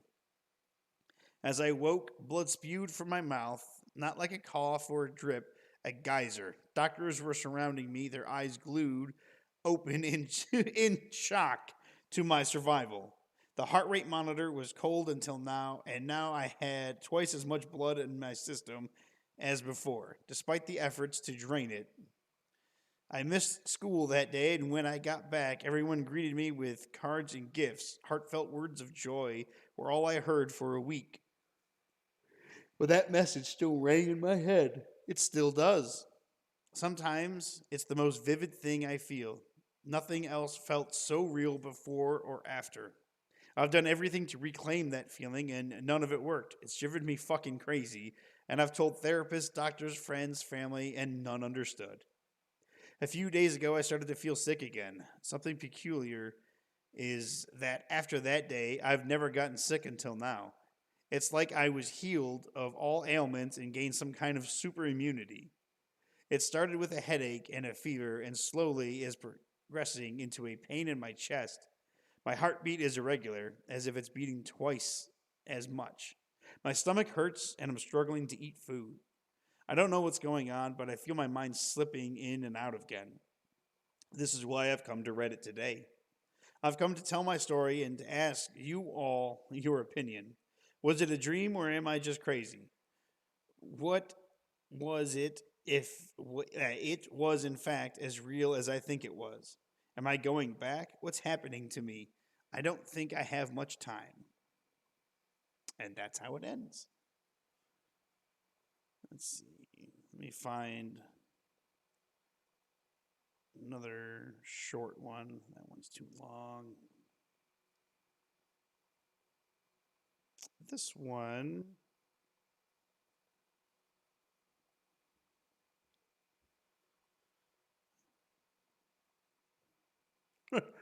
This one, it claims it's not safe for work. Again, subreddit No Sleep. This one is by Mob Deeps vs. Wu Tang. It's titled, I've had to sneeze for the last few weeks and I'm starting to get worried. Listen, I know it sounds silly. Call me a hypochondriac if you want, but I don't care. I need to write this that I know I'm not going crazy. I know all you reading this have sneezed at one point or another, but you know that smell, that tingly sensation just before it happens? It usually goes away once you sneeze. But here's where my situation is weird. I've been feeling that for the last 3 weeks and I haven't sneezed. Some of you might be saying it's just allergies or that it's harmless, but that's not the only thing that's happened to me. My face is stuck. It's stuck in the pre sneeze look that absolutely terrifies me every time I see it. Plus, my eyes are always watering and half closed, so every day things have become a little more complicated. It's been progressively getting worse since the sensation began, and has my forced facial expression. I've had to take sick leave from work because I'm too ashamed to be there, and when I've gone out to run errands, I wear an N95 mask to hide my odd expression. On top of all this, my voice sounds like a balloon being slowly deflated. I sound absolutely ridiculous when I talk, so have more or less only done so when necessary. All of this put together may not sound like much to you, but it's driving me to the brink of insanity. And now, I know at this point you're probably wondering why I haven't tricked myself into sneezing. I have. I've tried pepper, smelling salts, shit. I even detached my vacuum bag and tried inhaling it. If you can think of something that would make you sneeze, I've done it. Nothing. Nothing. After these attempts, I started to get slightly worried. I ended up going to the doctor, and all he did was give me some antihistamines, told me not to worry, and that it would go away sooner or later. Now it's been three-ish weeks. I'm starting to get worried. This isn't going away. I'm going to be documenting my symptoms and overall experience here in case something does happen to me. I'll update you if anything at all changes. And then some time passes. Hey, all, so it's been a few more days of the mentioned symptoms and nothing changes. Or not many changes. With that said, I have noticed that there's a slight dullness in my ears that won't go away. Almost like they have earwax or water in them. I use a Q-tip to try to clean them, and although they came out with some wax, the dullness hasn't left. I really don't know what to think of it. Maybe this is all some weird new sinus infection. I'm starting to get scared. As more time passes. It's now been officially 5 weeks since the sensation in my nose started. My face has gotten worse, my vision is slightly more blurry, and now I have trouble fully closing my mouth. I went to the doctor again today and he booked me for an appointment with a disease control center, but I need to wait a whole 2 weeks for that because they're still backed up from the pandemic. It's ridiculous. We'll post again soon. Some time passes. One more week until my appointment. I'm really starting to get scared. I woke up this morning with this immense pressure behind my eyes, in my ears, and at the back of my nose. It almost feels like someone has stuck a bike pump in my nose and is slowly inflating it. I can barely hear and my vision is seriously suffering. I've been ordering all my groceries to my door and have more or less stayed inside, partly because of how morbid my face looks. I hate this. I just want it to stop. Some time passes. It's the night before my appointment. I can't sleep at all. It feels as though my head is literally about to explode, and I have fully lost my hearing. I called my sister, who lives about 4 hours away, and she's going to take me to the emergency room. I can't take another second of this. I'm going to sneeze. I can feel it. It's as though my entire body is building up to something. I'm scared. Some time passes. Update. This is OP's sister. I wouldn't usually have posted anything, but because my brother obviously cared enough about you to share what was happening to him, I decided to. I arrived at his house late last night to bring him to the hospital, but he wouldn't answer his phone and the door was locked. After trying some more to get in touch with him, I called the police and they broke the door down. What we found was awful. I won't go into too much detail, but my brother was sprawled over his keyboard with a white chunky fluid covering his monitor, his wall himself. It would later I would later learn from EMTs that this was brain matter. He wasn't dead when I got there, but the sounds he was making were not human. And as sad as it sounds, I almost wish I hadn't had to see him suffer. I had no idea what could have happened to him until I read his post. God, I wish I had taken his illness more seriously. And that's it. And those are the two stories because I forgot to do the one yesterday. So we got some more Dead Space Remake. I gave you two stories. And I'm going to take a break for a while for now. And I hope to see you all in the next one. Have yourselves a great day. And don't fear the shadows. Good night.